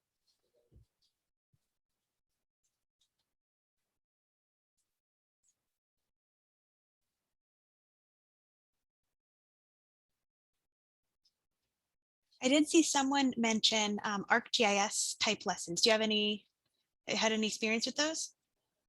Say it again, I'm sorry. Oh, I saw a comment a while back looking at ArcGIS for lessons using that geographic information software. I haven't used that software. What what I use in my classroom is more like the Oculus Quest. So what I use is, for example, using the VR units or the Oculus Quest. I guide the kids to 360 experiences, and from there, using the information that I've gotten from CLEO, that's how I make that connection. So we can talk about C-Rise first, and then the kids experience it in the virtual world. So it makes more of an impact. That's how I've been using it. And then I haven't used that software. I've used Google Earth using the VR units. So that's what I use. Awesome. Sorry to interject. I will say I went to an environmental education conference and I saw a presentation on using VR to inspire empathy in students. And honestly, that's one of the reasons why I sort of got back into educational research and curriculum. Yeah, because really I'm glad you said that, because using the VR units, it makes an impact with the students, like even with empathy. We use Anne Frank, for example, and they get experience of how small that area was. And even with the middle school kids, it's more of an impact. Even with C-Rise, there's an experience in the unit where they see the ice falling and you're actually there. So, it makes more of that connection. So at the end of the day, they're able to learn a little bit more or be more interested.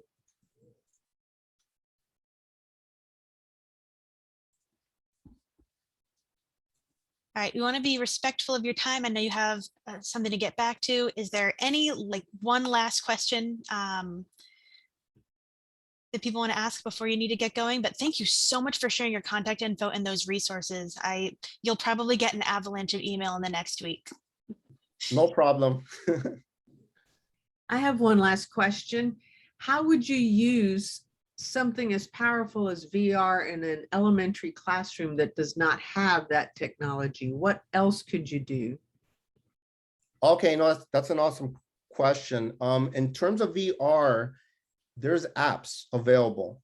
So, within the resource link that I send, because I know that it's cost. The Quest, for example, is $2.99.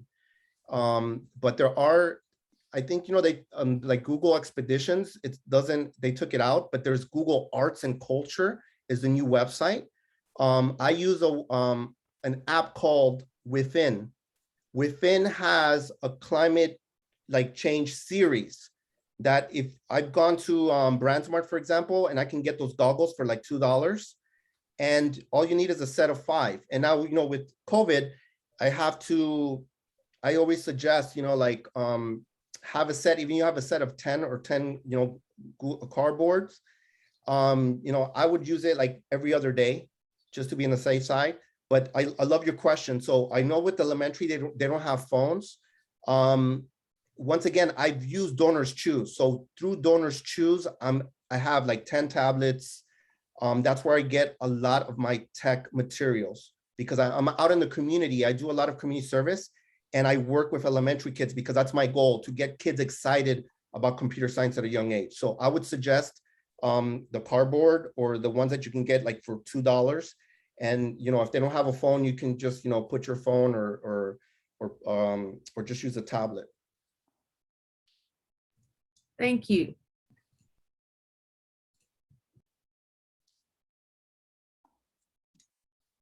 All right, we do need to move on to the next one. Thank you so much for coming out. That was amazing. The chat was going crazy, people sharing resources. We will collect those and send them out. And I can't thank you enough for coming. So it was great to talk to you. All right, guys, have a wonderful workshop, an incredible day. You as well. All right, I feel like after that, anything I share is going to be a bit of a letdown, but we were speaking before about different access to different resources, and that's what I want to help you out with. So as soon as it goes ahead and loads, climate resources for, oh, let me go put those over here. Climate resources for teachers. As I was saying before we got into our lightning talks, climate is rapidly changing. You know, we just heard Mr. Godinez say he was intimidated at first. You know, he was like, oh, this isn't my specialty. I don't know a lot about, you know, environmental science, but he really, you know, took it on and learned more. And so, you know, we can help you to get those vetted resources. Starting out talking about vetted resources, I do want to advise a note of caution. You may have seen earlier this year, there was a big controversy because a science museum over in the UK had a ecosystems and climate change exhibit. Who do you think the sponsor was for that exhibit that caused so much controversy? I don't know if anyone saw the news story or if you're just going to worst case scenario, because it basically was worst case scenario. It was sponsored by Shell Oil. And they basically, yes, fossil fuel company, exactly. And so we have these resources that, you know, and we see that political groups will do this too for like history and civics, where their particular agenda will be propagated in the resources they make available to teachers. And teachers are, you know, when I'm teaching full time, working 60 hours a week, you know, the time to vet everything in a rapidly evolving scientific discipline that may not be your specialty, that is too much to put on teachers. You do not have the capacity and, you know, in some cases, the training to stop and say, is this potentially outdated? What is the agenda behind this? I mean, I'm sure that most of you do that a lot of the time, but the best of us can slip. I've slipped. I've perpetuated long debunked theories in my biology class, and you know, I had to go back and correct myself. So that's what we want to do, is we want to provide these vetted, reliable resources on climate. All of these links will be available in the email we send out later. So most of you are probably coming in from Florida. That is also where I teach. And if you want to raise your hand or let me know in the chat, who here has a love-hate relationship with sea palms?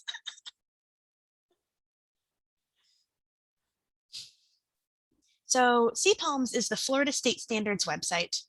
it can be a really good, see, I got some hands. I appreciate the commiseration. It can be a really good starting point. If you're teaching at a public school, and many private and charter schools as well will follow CPALM standards. Florida isn't going with Common Core. We got to do our own thing. So we have our Florida state standards. And so you probably know how to use this. You type in a word, you can choose subject and grade, and it will tell you what standards relate to that. Or you can just see at a glance, okay, if I'm teaching 4th grade language arts, what are all the things I need to cover? They often have lesson plans associated with them, but from what I've seen as I go through them, it's a bit of a mixed bag.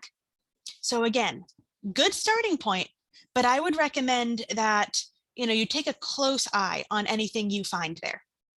The other thing that drives me crazy, and it's one of the things we here at CLEO are pushing to change, is that only 4 standards in total directly address climate change.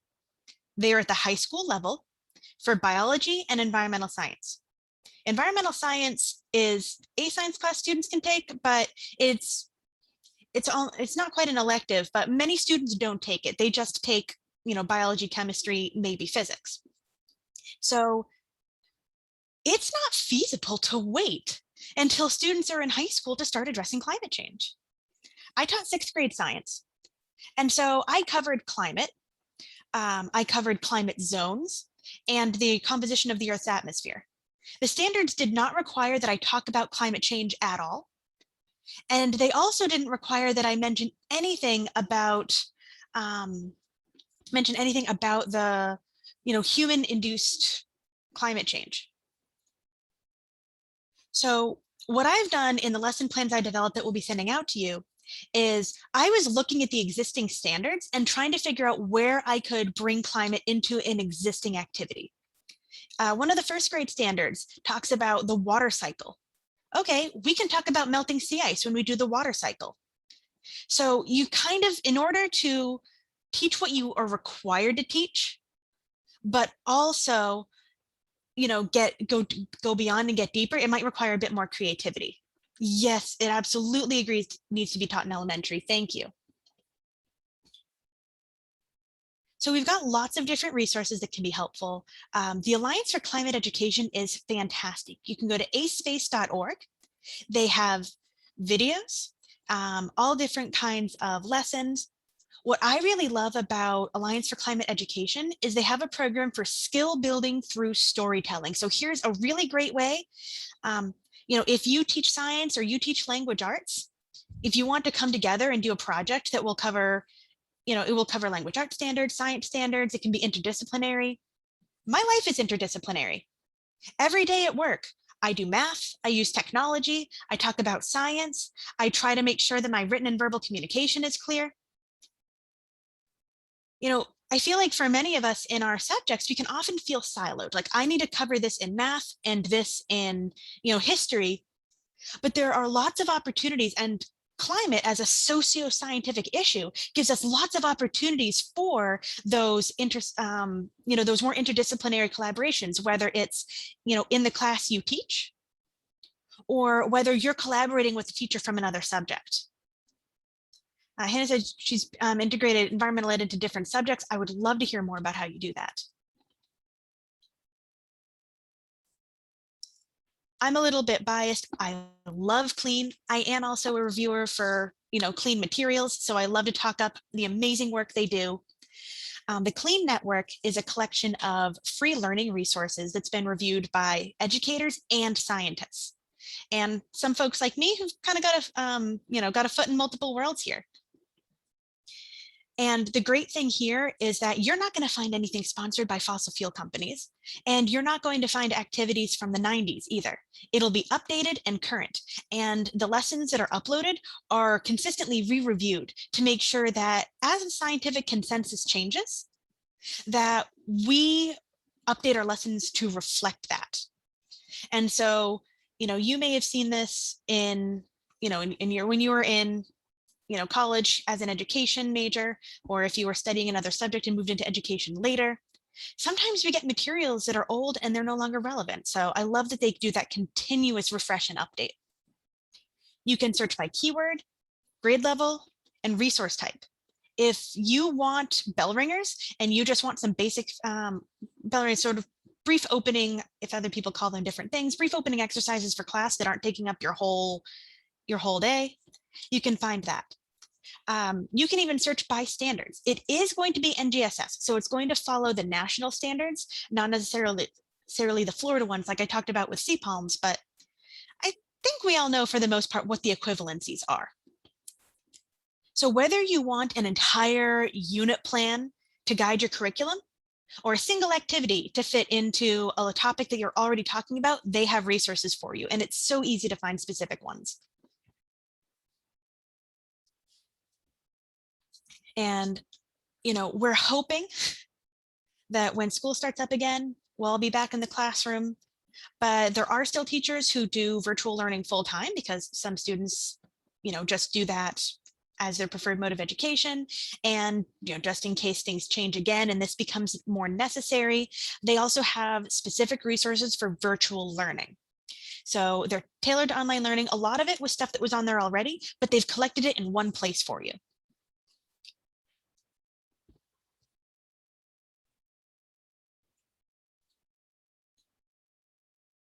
So a lot of the material on Clean and the material that CLEO puts out in our Teachers Network emails, we know it's reliable. We're following these frameworks that are developed by colleges, universities, educators, scientists, you know, experts in climate and energy fields. They have these frameworks on what does it mean to have climate literacy and energy literacy. And so you can take an existing lesson plan and adapt it to fit into that framework. That's actually going to be something we ask of you, you know, after this workshop, is to develop a climate-focused lesson plan. And if you want to come up with something from scratch, that's fine. I'm not going to stop you. But what I really would love to see is for you to take something that you already are passionate about and love teaching, and to adapt it so that you incorporate climate, you know, across the curriculum. And if you do need some help with that, I have Florida focused lessons that are aligned to the Florida K-12 standards. I developed one for lower elementary, upper elementary, middle school, and high school. Julieta dropped the link to those in the chat, and I'm going to ask her to do that again real quick so that you can all see those. They are all interdisciplinary, covering multiple standards. And for those of you who aren't in Florida, I bet you can still make use of them. So the other, you know, we're offering a couple of resources here for you, but I would definitely recommend that you sign up for our Teachers Network newsletter. And every couple months, you will get a whole series of them in your inbox. Hannah shared a couple other resources in the chat that we can definitely check out and see if we want to add those to our list. Does anyone have specific questions about these resources?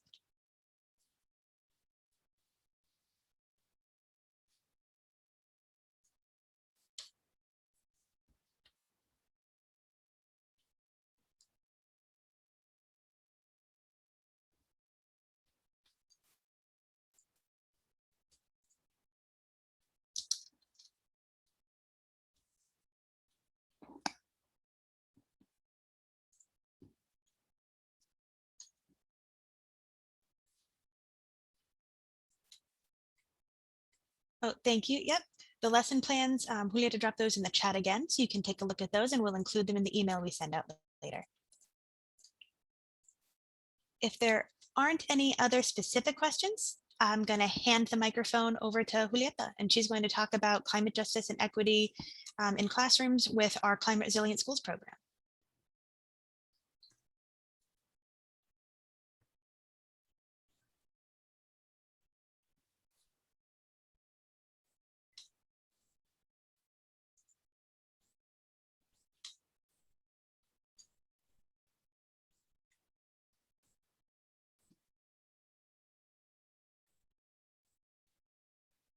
Thank you, Carolyn. So as Carolyn mentioned, I'll be covering climate justice and equity in the classroom. My name is Julieta. I'm a program manager at CLEO. I've been at CLEO for about 2.5 years. And my main job is to work with teachers and students to increase climate education within our school systems and community at large.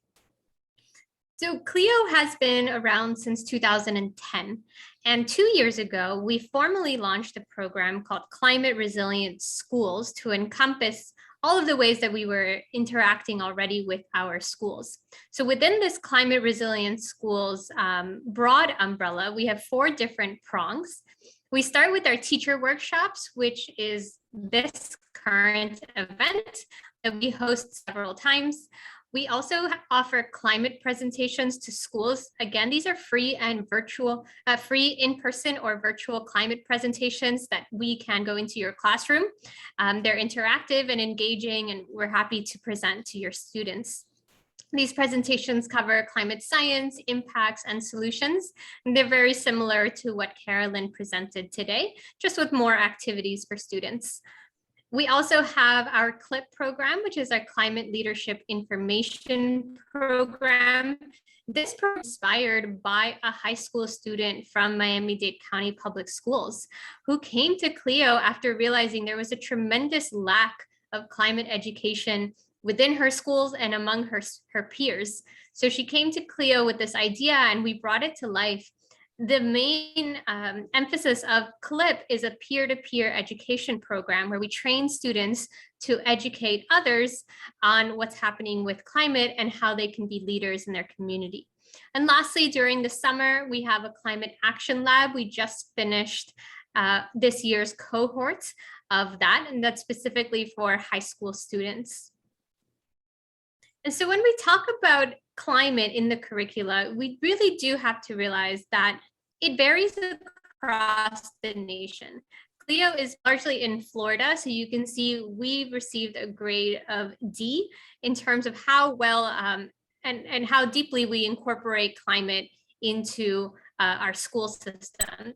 And you can find your state on the map and see how your state qualifies there. So we do notice that it varies, but particularly in the Southeast region, there is much room for improvement. And so we definitely saw a need for more climate education within all grade levels.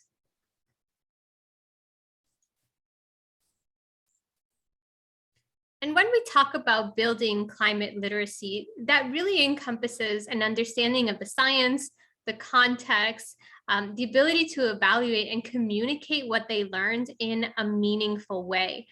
And when we talk about climate literacy, it really prepares students for future challenges that they're going to be facing after they leave high school, start in their adulthood lives, and then even onward when we are projected to see much more devastating climate impacts.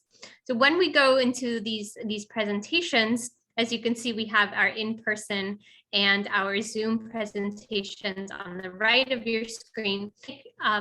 Sure to drive home relevancy for these students so that they understand that the climate crisis does not only impact polar bears 80 years from now. It impacts their hometown and their community now. And when we talk about environmental education, we also have to realize that it goes so much beyond just environmental knowledge. Experts at Stanford had a study where they say that the benefits of environmental education are so much deeper. It includes increasing academic achievement, increasing critical thinking and civic engagement. So when we talk about environmental education, it really expands the capacity for students to be critical thinkers and active change makers in their community. These are a couple of screenshots from our presentation to give you an idea of what we cover. So as you saw, Carolyn presented earlier, our carbon dioxide levels. Many students have misconceptions or have heard from their family members saying that the climate crisis isn't really a crisis because the climate has always changed. And we give them ways to communicate in a very respectful way about how that misconception isn't fully accurate. We also want to emphasize the social justice components of climate change. We know that food insecurity is a problem, and it's predicted to become more intense as the climate crisis worsens. And so we connect things that they're seeing in the news to the climate crisis. At the time when we created this presentation, the main topic of conversation in the news in South Florida was the migrant caravans. And so we approach these things in a way of not criticizing or recognizing immigration patterns, but really recognizing that everything is interconnected and allowing these students to realize the bigger implications of the climate crisis and that we're ready for these changes. We also expose them to solutions so that they understand the full scope of what is available to them, and then definitely go into the science of just where are we producing greenhouse gases and what is that reality that confronts us. So many students that I've worked with have expressed anxiety regarding, you go into a presentation, many students have not heard enough about climate change. And as you saw in Carolyn's presentation earlier, we talk about a lot of impacts, and they can be very devastating, particularly for students. They can feel really deep concern, sadness and depression, anxieties and fears. And we want to make sure that our programs approach these issues in a way that don't encourage students to just feel powerless. We want to empower them and really get them to realize that their voice matters so much. It's important to acknowledge their feelings, so we definitely open the space for conversation and having really authentic, deep moments. And we also have this activity that you see on the lower right of your screen, where students bring that conversation home and they start having conversations with their loved ones, whether it's their family members or their neighbors, extended family, and so that we can start increasing climate conversations, because that's known to be a very strong catalyst for change. And when we talk about climate justice in particular, we always want to mention the socioeconomic factors that are included within the climate crisis. We want to humanize climate science. These students often have lived experiences of the things that we're talking about, those ideas. How many of them are experiencing extreme heat? What is it like taking in that heat and feeling that exhaustion throughout the day? Or how are different communities impacted by different levels of air pollution? We have one slide in our presentation that shows different tree canopies in different neighborhoods, and how is that linked to socioeconomic factors? We help emissions between carbon emissions and social issues. What we've seen is the students care about these issues deeply, but for many reasons, they don't have the information on the links and what to do about them.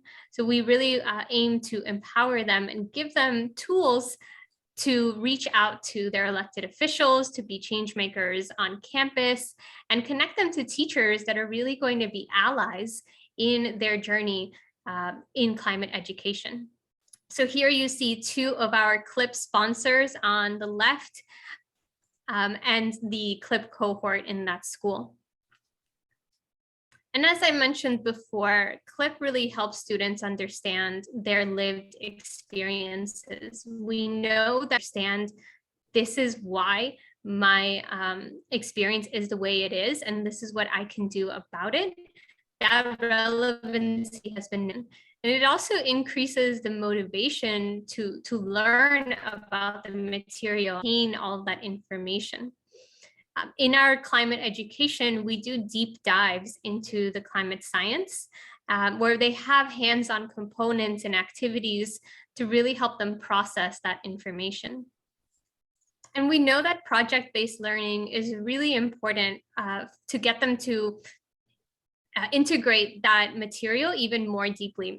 Within the CLIP program, students complete a campaign around Earth Day, about education, about advocacy, and in the requirements, students share information about what they learned throughout the year. So whether it's about gardening, composting, or different environmental impacts, they also include actions that the social media followers can take to be a part of that change. Social scientists have found that project-based learning has a really positive effect on student achievement. And we definitely incorporate that into the programming. And so when we talk about takeaways, we really want to emphasize to learn about climate. They are very, very curious. And many feel that it's not being adequately addressed in their curriculum. So building climate literacy in both students and teachers, as you all are doing here today, really strengthens the learning experiences, and it prepares students for the future that they're going to be facing. And teachers play a key role in bringing climate action into the community. We need your help in order to strengthen and increase our impact. And we really want to emphasize solutions. When students understand the scope of their influence and scope of their power, it leads to higher engagement because they feel empowered to take action and really see the benefits of that. And then lastly, materials should follow state standards and be relevant for the grade levels. On the top right of the screen, you see some of our students, our youth advocates, meeting with the mayor of the city of Miami, Francis Suarez, to get the city of Miami to declare a state of climate emergency. And this was a youth-led initiative where they spoke at commission meetings and they saw and oversaw the process from beginning to end. It was really a moment of accomplishment for many of them. On the middle of the screen, you see the Miami-Dade County School Board Administration. They had a big effort, a community-led effort to get 100% clean energy resolutions passed, where the entire county would be 100% clean energy by 2030. And this was an effort through students, as well as teachers and PTA administrators, nonprofit organizations. And it was really an effort for so many different stakeholders to make impactful change. And the item passed, and it was really exciting to see that. And then lastly, that image on the bottom right of your screen are students speaking at the city of Miami Beach to get them to declare emergency, which they did about a week after the students spoke. And so it's really a testament to how well students can catalyze change. And it's been a true pleasure of the students throughout these programs to make that change in their communities. So I'm open to any questions if you have, and thank you so much for listening.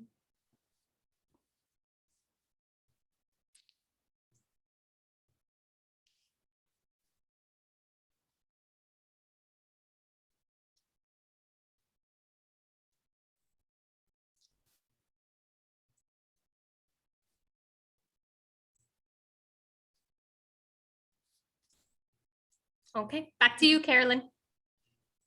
All right, and if something comes up later, please do not hesitate to reach out to us. We are so happy to work with you and to help you implement these in your schools.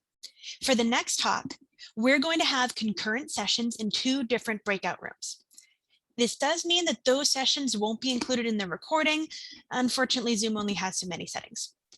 For those of you who renamed yourselves to let me know which section you're in, I've already placed you into room 1 for elementary school and younger grades, room 2 for older grades. As I mentioned before, when we came back from lunch, we have Lynn Hudgens from Nature's Natives, who has some fantastic videos I cannot wait to see, helping to break down these concepts for younger students. And we're also so excited to have Ruthie Gold with us here today from the Yale Program for Climate Communication, talking about the resources they have for older students, their families, helping to overcome resistance to learning about these topics. I am so happy that they were both able to make it today, and I think these will be really helpful resources. So I'm going to open the breakout rooms. I do also give you the option to choose a room. So if you teach younger students, pick room 1. If you teach older students, pick room 2. Although if you're more interested in one than the other, you're certainly welcome to shift around.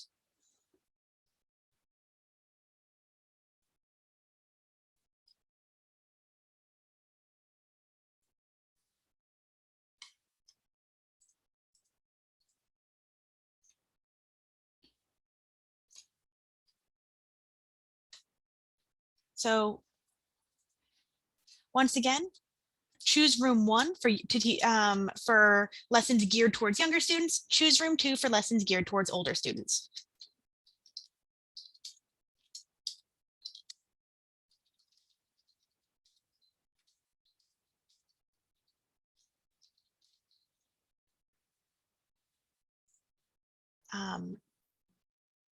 You can download it.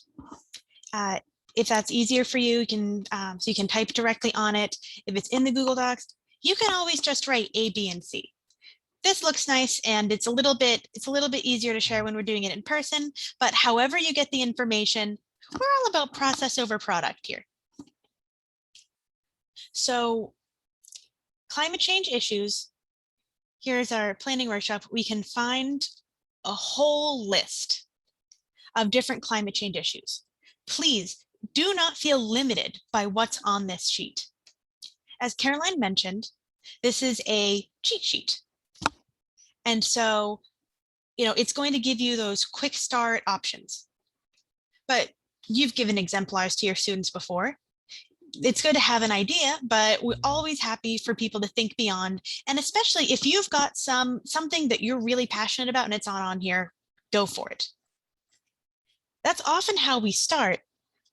And then here's the education or engagement opportunity. So when and how do you want to deliver it? What kind of strategies and what kind of programs you might want to involve with. Now, this can work for anything you want to do climate related in your schools and communities. For today's workshop, I'm going to ask you to focus on 1 and 2, a class unit, a course, or 3, class or school project. I want you to think back to what your favorite lesson was last year, what I asked you to bring that connection to.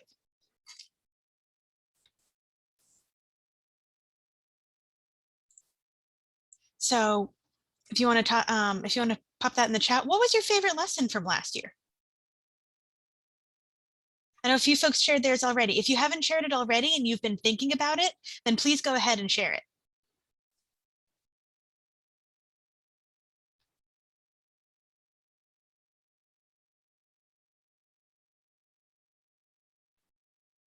Because hopefully, we started out asking you to make those connections on your own and to really think about what you love to teach about. And now that we've introduced you to some new resources, that we've provided that background with Climate 101, I'm hoping that you'll be able to take that and to say, oh, I really want to teach about this particular topic.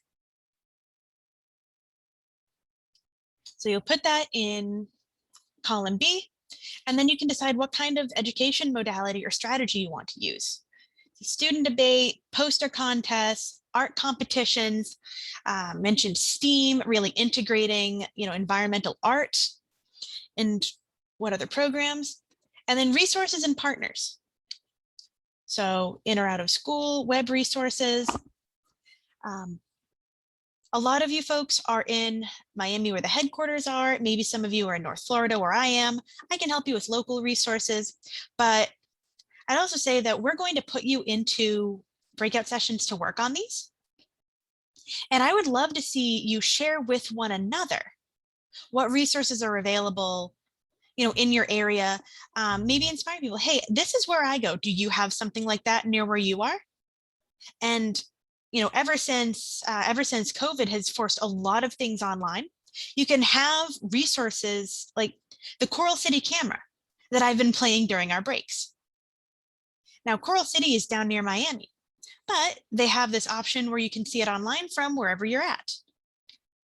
So that's the cool thing.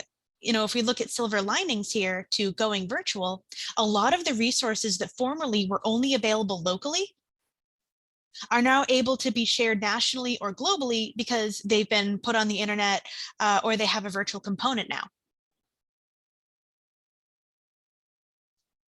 So what I want you to do, you might have been filling this out as we've gone along. If that's the case, spectacular. And if you're just starting to think about it now, go ahead and fill that in. And as I said, try to make that link to the topic you already teach. That's what I really want to see.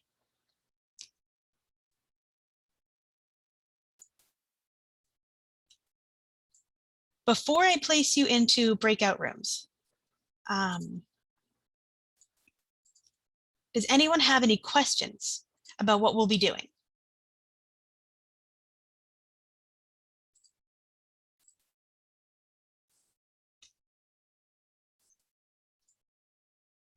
Once again, I'm going to ask that you, make sure that your name reflects what grade you cover so that I can try to get, we want to be interdisciplinary, but I also know that strategies are simply going to be different depending on what grade level we're covering.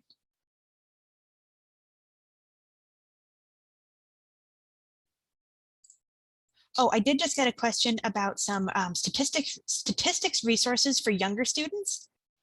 I can't make any promises that they will have the exact one that you'll need, but data nuggets, I can add. Not all of them are on climate change. They're mostly different kinds of biology, but I will post that link in just a moment.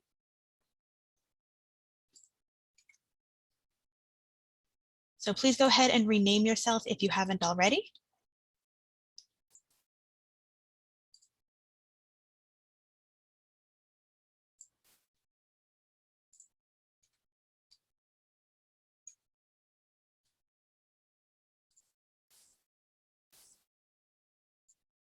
And I will open up the rooms.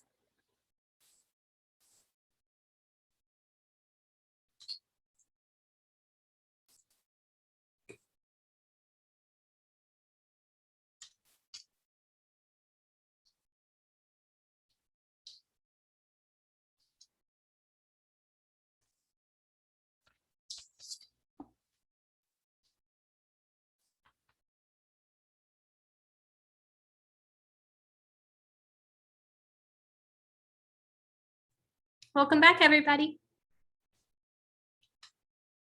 Welcome back. Thank you so much. I saw that I always say it's a good sign when you close the breakout rooms and people wait until the last possible second before they come out, because whatever they were talking about in their rooms was just so engaging that you're pulling them away from that. When I have a lesson and that happens, I always count that as a win. So for the next half hour or so, I would love to have a bit of a group discussion talking about what did you go over in your breakout rooms. I was hopping from room to room, so I heard a lot of great conversations, but I'm sure I missed a lot of them too. We were going over, filling out that worksheet, developing your lesson plan. The lesson plans are going to be part of the assignment at the end of this workshop in order to get your certificate of completion. So hopefully now you are bursting with ideas about what topics you want to cover and what resources you want to use and how you'll integrate other, potentially other subjects into that for interdisciplinary lessons. And I'm just going to call by room and say someone from that room can share. And if more than one person wants to, we'll definitely come back to you and unmute yourselves, and anything you want to share, you can put in the chat as well. And I'll be paying attention to the chat. So room one, do you have someone who, maybe a spokesperson who can talk about, gosh, that room was fantastic. I loved the energy. Carolyn, why don't you say all the names when you're calling room I'm one. so sorry. Can you no longer see that? Okay. We had Alexis Tharp, Don Ross, Dana Yankowski, Imani Tanton, and Wanda Bryant. Can one of you share what your conversation covered?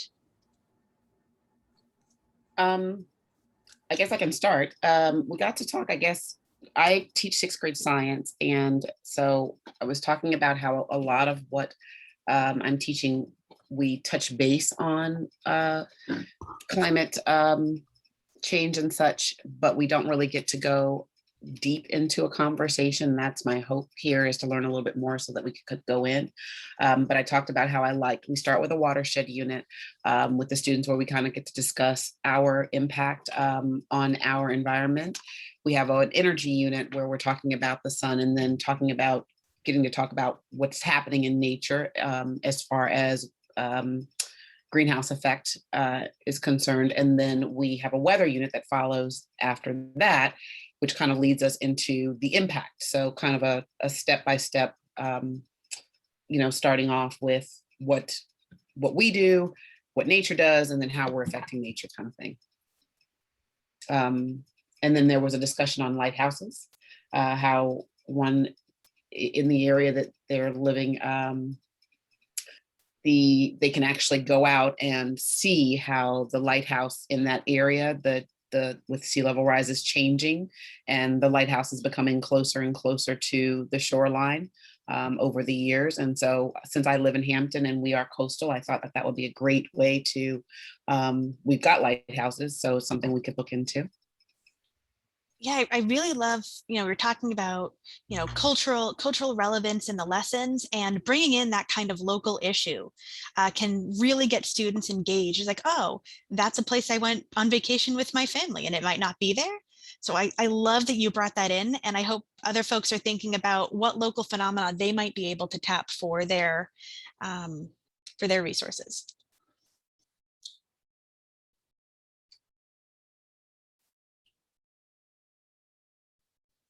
All right, so room 2 had Amy Leonard, Hodo Orak, Jody Birchfeld, and Tiffany Boyd. Would one of you like to give me a little overview on what you were covering?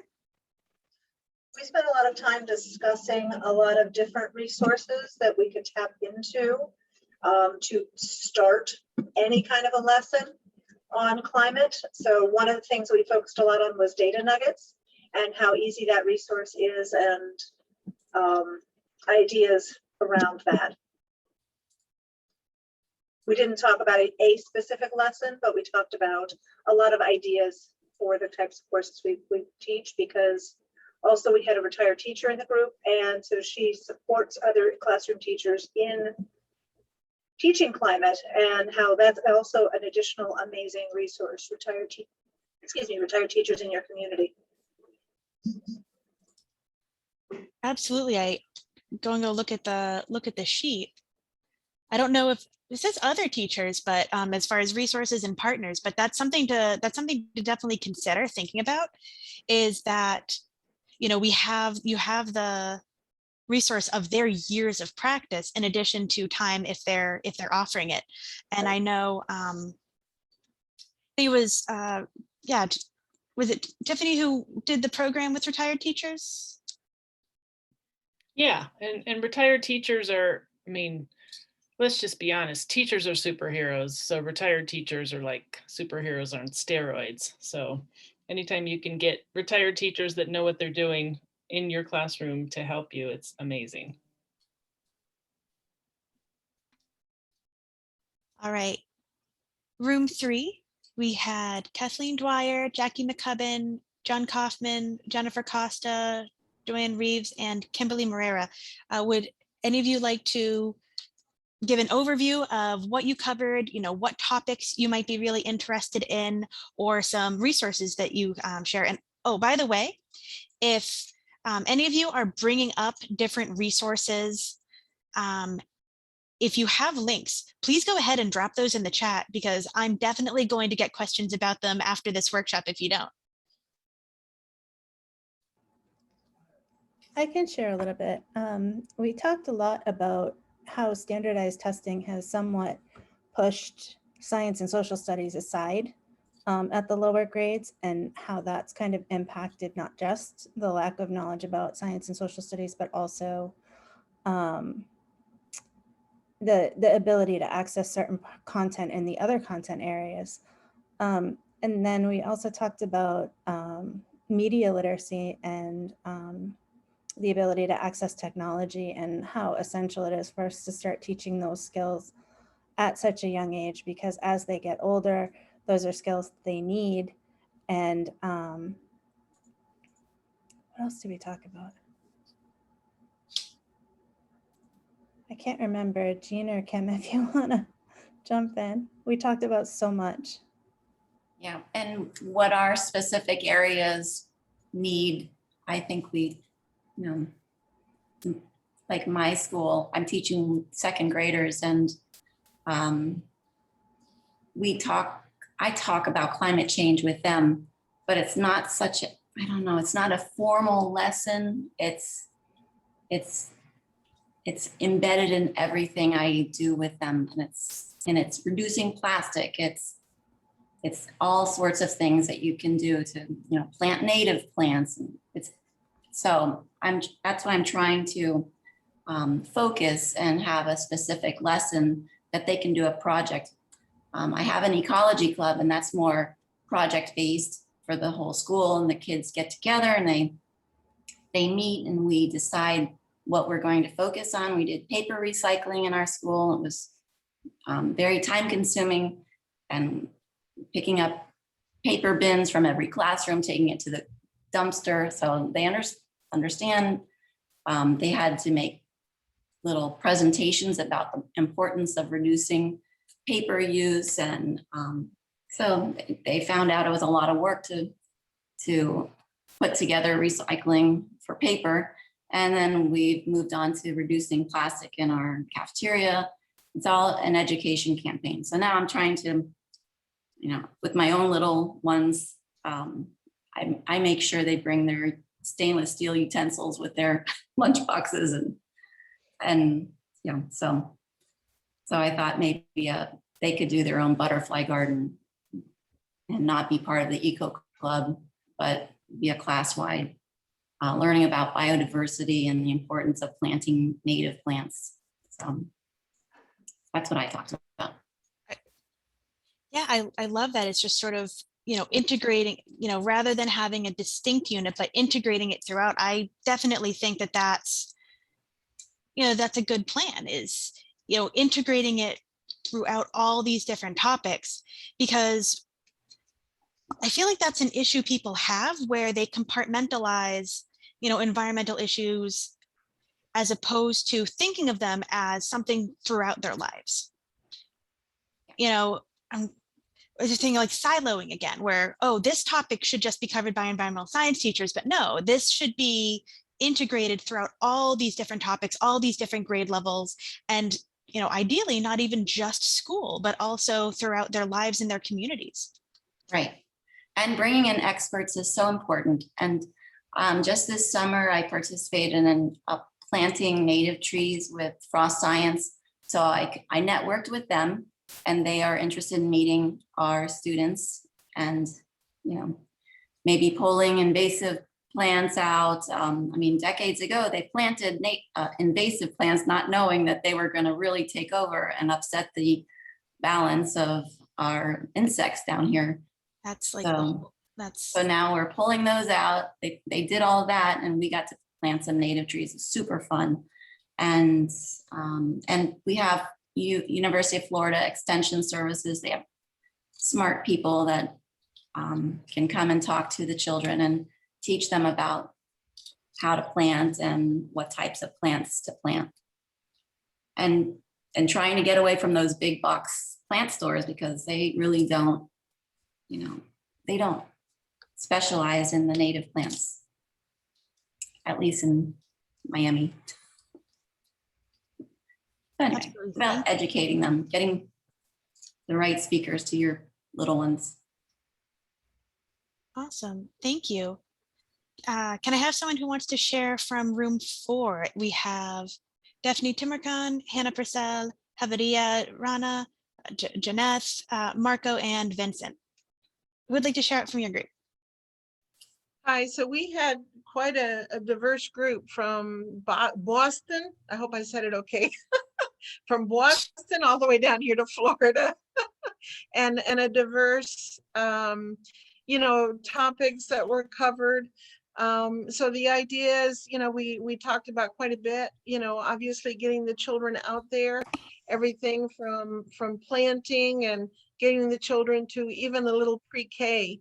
that was shared with us by Jean, getting the pre-K kids out there and getting them to grow things, and getting children to participate in the different citizen science programs that are out there, or create your own, a field trip opportunity. I know we've been lucky and we've reached out and created a lot of grants and brought programs so where our kids can get out there and experience the nature and see for themselves the, get out into Biscayne Bay and see the animals for themselves and do some salinity and temperature readings. At my school, we've done a lot over the years to the extent of, restoring ecosystems and,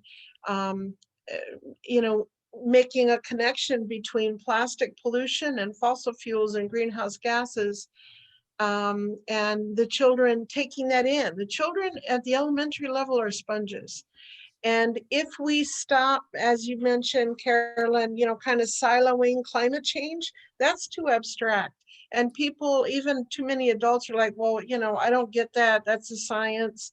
And trying to get coworkers to teach that, it's not happening. So if you reach them on a level where they make the connection and you show them that connection, show a simple diagram of the pollution blanket.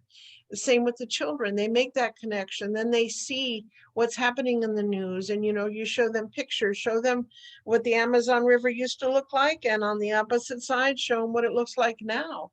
And it just, they want to know.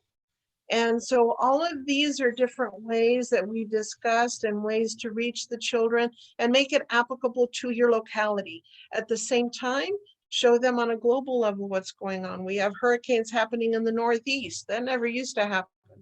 The weather is much more extreme. So building stewardship and building background, showing what the plastic problem is and what are those made out of. And we can't get rid of it by burning it and all the pollution that's caused when you create it. There's wonderful videos on TED Talks that show Bone Slat and his creating that plastic, that's gathering it from the oceans. And he shows the very first piece of plastic that was ever created on Earth still exists, and how that breaks down to microplastics. And my kids love that. And the adults, my fellow teachers, they just eat it up because nobody knows that stuff. And so unless you're able to go out there and research and you have a passion, and we share it in, meetings like this is where we all learn and grow and are able to help our children to learn and grow. When we make those connections and network with each other, that makes us all that much more empowered, I think. Thank you. All right, I'd love to hear from, I think room 5 would be next. We got Charlene Bowman, Aubrey Jacques, Lynn Thomas, Kate Tome, Kathy B, and Sandra Nichols.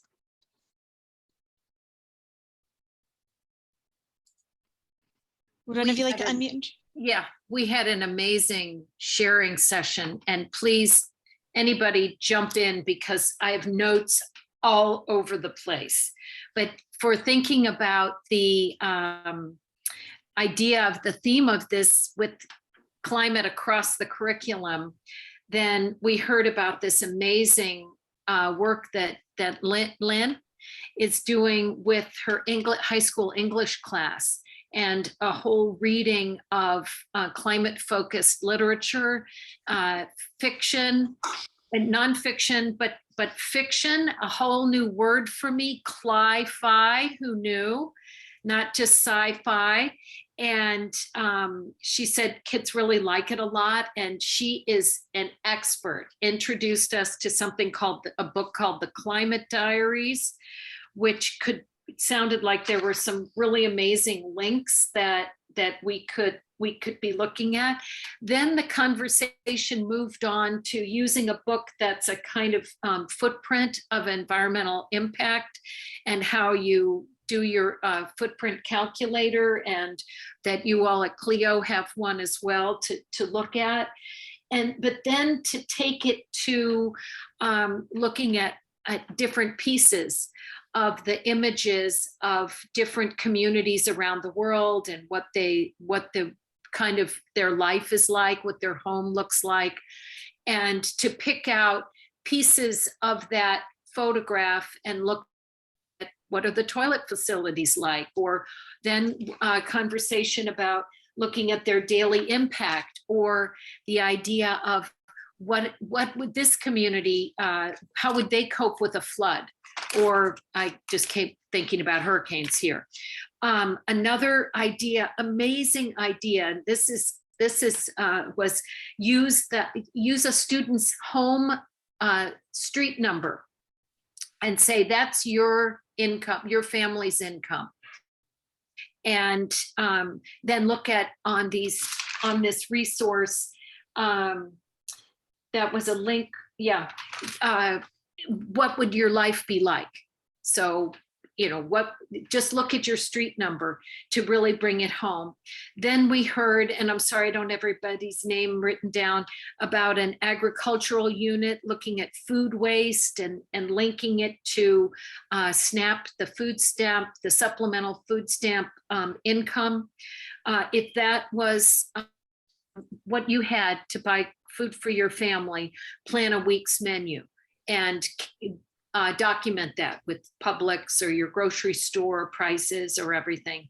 So that was amazing. And then an idea about community food sharing and sharing resources of picking fruit for people and then distributing them.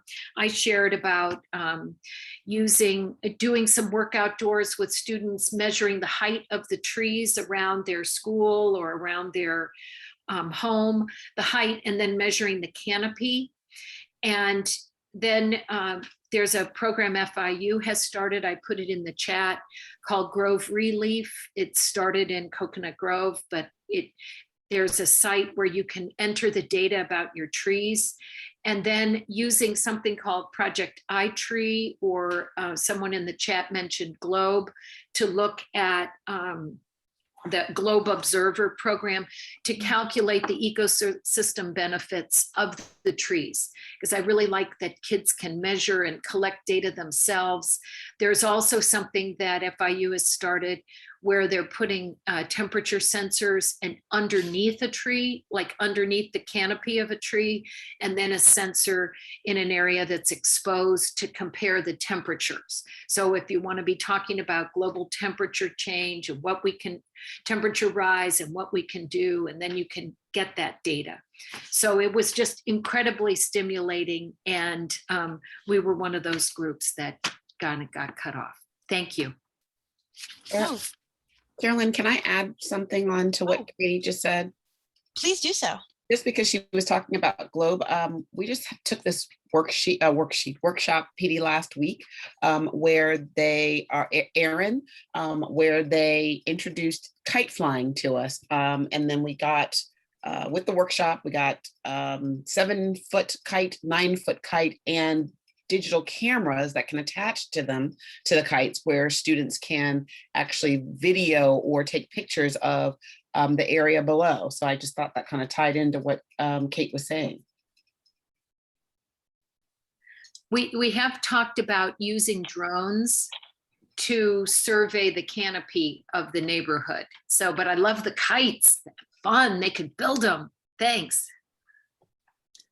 We also, in our group, Kate's really done a great job of covering everything. I've tried to put some of the links in the chat. So the one resource she was talking about is called Dollar Street, and the link is in the chat.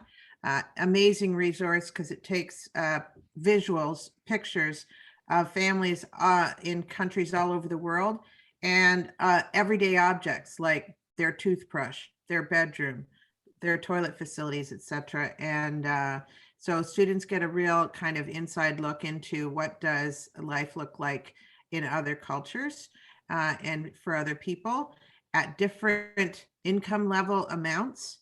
And that's where she was saying about, I tell students to what is their house number, and then that becomes their income amount, and they find that family in Dollar Street. But you could then extrapolate from that, where students could then go, okay, if you were that family, what would it look like if you suddenly had flooding or a hurricane, or, you know, and it kind of gives an inside look, maybe a little more closely for, you know, that equity issue and the disparity and climate refugees and that kind of stuff. So anyway, I tried to put a bunch in there, so hopefully Kate and others can add other links. Absolutely. I love all of the resources that people have been sharing in the chat. You know, just super helpful. And this, you know, focus on the students tackling these real world problems. Sorry, I've been talking all day and apparently I've lost the ability to do so. All right. I would love to hear from room 6. See, Billy Joe or Josie, would either one of you like to share some of the things that you were talking about?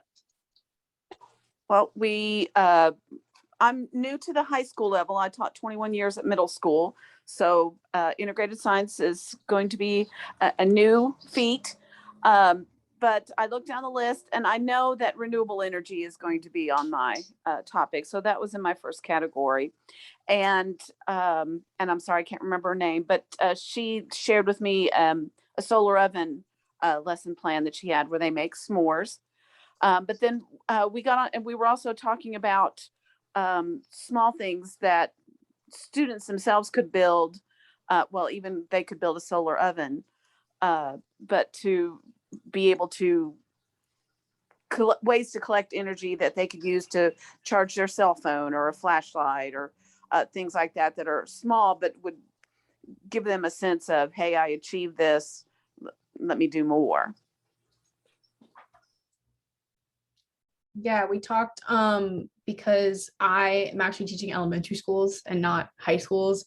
I gave her the idea for the solar oven, like she was saying, but instead of her building the oven and then bring it to her students, because she is teaching integrated sciences or applied sciences, which is more of like a physics-based science for freshmen, she could have like an engineering competition where they have to see who could build the best, most efficient solar oven using the least amount of resources. So that was kind of cool that we could take a lesson plan that I made for 2nd through 5th graders and apply it to high schoolers. That's fantastic. I love that. All right. And last but not least, room 7, we have Dave Curry, Cassandra Winkle, and Vincent Newman. Would one of you be willing to tell me a little bit about some of the resources you shared and ideas you took away to go create your lesson plans? Yes, so it turns out Dave and I both teach Earth and Space Science, so we had a really nice time sharing resources. We focused mostly on citizen science opportunities so that we can bring climate change and make it more real for students. Dave had some amazing ideas, like a program called CocoRAS, which is a weather and rain monitoring system where students, where you have a rain gauge outside, students daily or however so often will upload the precipitation data, which is cool. There was also a NASA app he mentioned, Globe Observer, where they can monitor clouds in the sky, identify the clouds, and then the next day they'll get an email back from NASA, which especially in middle school level will make students really, really excited. He also mentioned EarthCam, where you can take pictures of the Earth and there's data backtracking to previous years, so you can look at changes over time. It could be maybe deforestation, it could be the impact that wildfires have had on local areas. And then another organization that we mentioned is Earth Echo, which has a water quality monitoring program where students can go to local water sources and collect measurements like salinity, oxygen level, pH, and upload it so that water quality can be tracked on an international scale also. And yeah, so that was just briefly, we focus mostly on resources. Awesome. And I love that, you know, I've heard a couple of people share resources talking about, you're talking about those local, those local issues, you're saying like getting your local data. And, one of the things that, we've been looking at, and I say we, like the greater educational community, is, making sure that we are focusing on relevance. That when students have an example in their textbook and like I'm in Tallahassee. If the example in the textbook is for the Snake River out west, that may not, like my students may not care as much about that topic as if I said, okay, well, now we're going to look at the Ocklawakanee River. And we're going to see what data they have. Like that's the example from the book, but we're going to make sure that we're looking at our own backyard, that place that you go with your family in the summer, that's what's being affected. And the same principles apply, but when you have that focus on when will I use this and how does it affect my life, you can really change how engaged they are and how much they retain that information.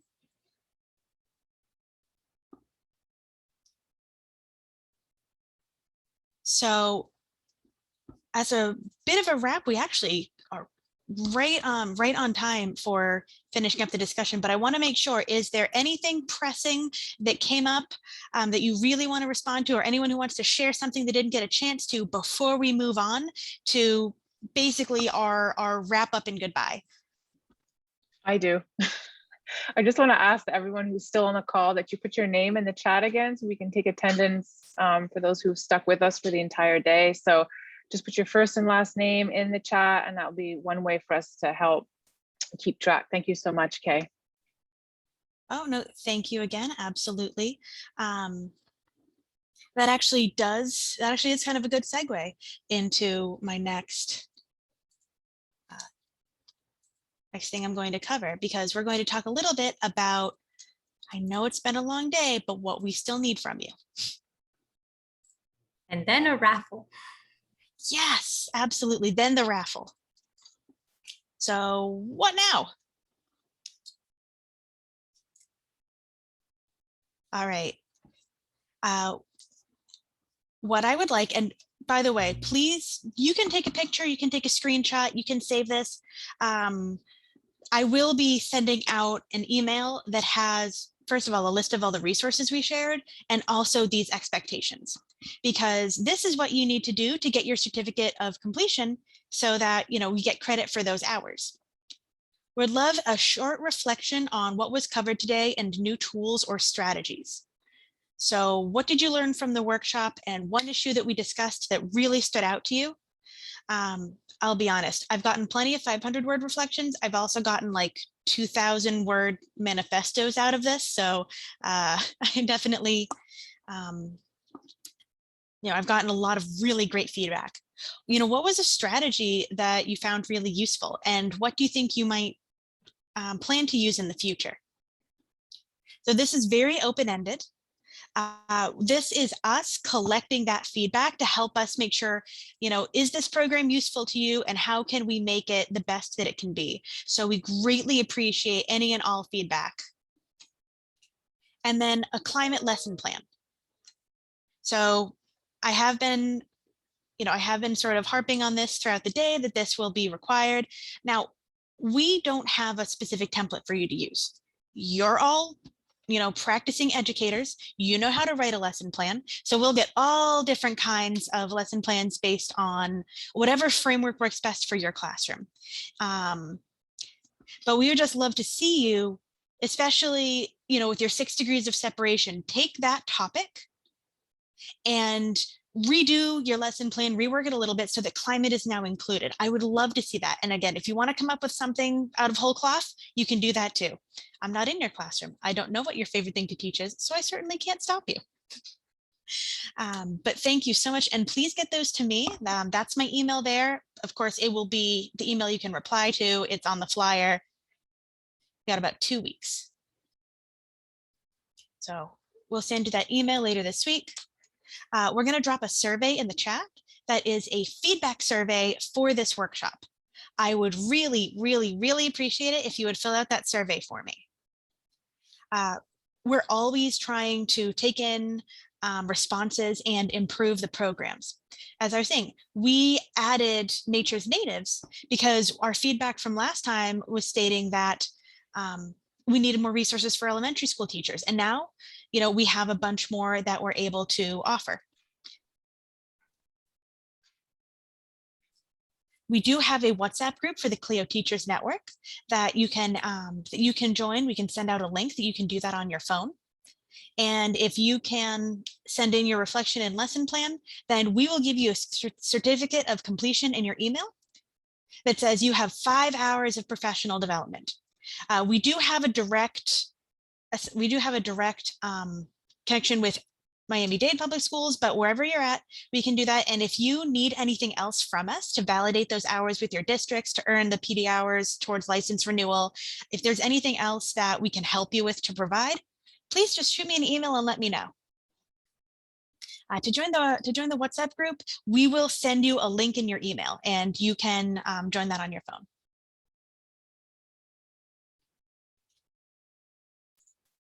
So that's it for the serious stuff. And now we're going to raffle off. We have 4 gift cards for school supplies. I'm going to go ahead. Oh, it is on shared. Okay. So this is actually awesome. Thank you so much for letting me know. I'm going to go ahead and make that full screen because I know the names are a little bit small. So this is actually a really fun website that I had a lot of fun messing around with and getting the colors. You could use this in your classroom. It's called Wheel of Names. I'm doing it for a raffle, but if you ever wanted to use this, you know, to call on people or for a game in your classroom, it's really fun. As we said, everyone who registered got their name put into the pot. And for those of you who referred other folks, if they put your name in there, that got you an extra entry.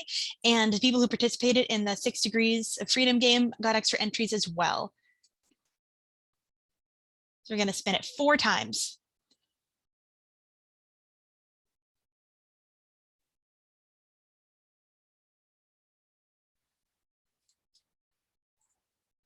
All right, I'm going to go write down all of those names so that we can send those out. Congrats, Jennifer. I see Jennifer still with us. Thank you. Okay.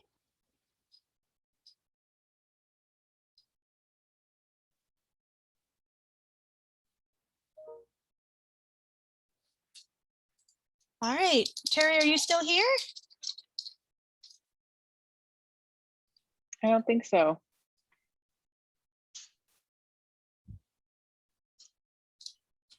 right, we can go again.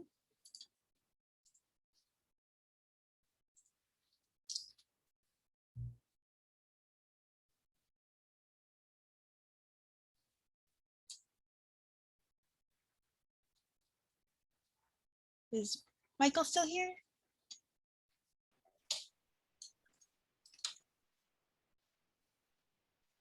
No, I don't think so.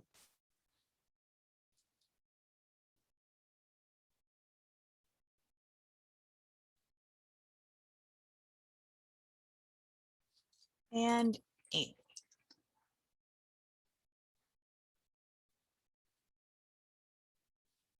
Should I stick to just folks who stayed the whole time? Yes, absolutely. Okay. Yeah. All right.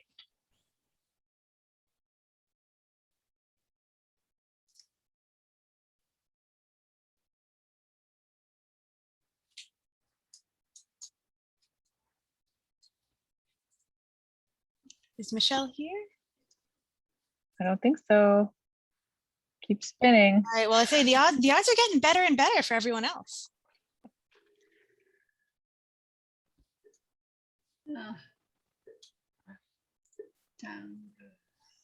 Yes, Dawn is with us.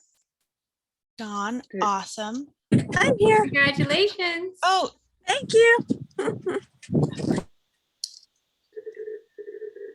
and I think Cassandra's still with us. Yes, thank you. Congratulations. All right. Last one. That's me.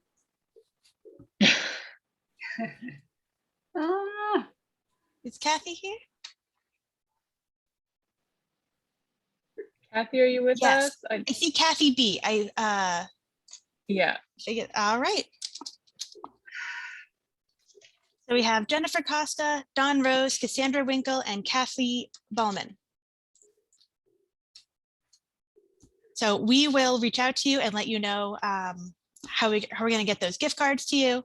We have all of your emails. Just in case any of you were curious, we're about wrapped up. We will send out that email. I saw a question, will you get a resource list? 100%, you will get a resource list. If you're looking at something that was shared in the chat, we may not necessarily catch that. So if you wanted to copy that, do so, but all of the things that we presented on and we suggested, we absolutely will send that. And the book list that Jennifer mentioned earlier, I will add that as well. And then if any of you are curious as to how this works, as I said, I think it could be really useful in a classroom. It comes in blank. You can choose if you go to, that's not what I meant to do. You can choose different themes, but all you do is copy and paste names into this list. You can do multiple times. Sorry. It will show you the results. And then here under customize, you can pick colors. So I said, this could be a really fun way to run a classroom game. Maybe somebody will use it as a tool in one of their lesson plans. Who knows? Thank you so much for coming out. I really appreciate everyone coming. I'm going to stay on the line for the next 5 minutes. If you have any last questions, Kathy Rosen, we all have your emails and we know who the winners are. So we will reach out to you. You don't need to do anything extra. Thanks for leading us, Kay. If we could just take a group picture before everybody logs off, if you could turn on your cameras, and then we can do a 3, 2, 1. Oh, absolutely. Please and thank you. Love to see all your faces. Okay, so it's on 2 screens. I'm going to take 2 screenshots. So we'll take a first one. Ready? 1, 2, 3. Okay, give me one moment. Let me save that.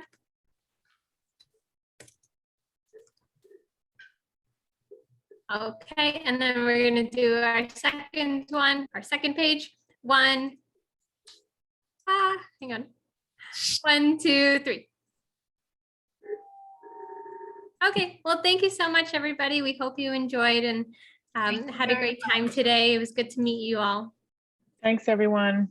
Thank you so much for coming out. We really appreciate it.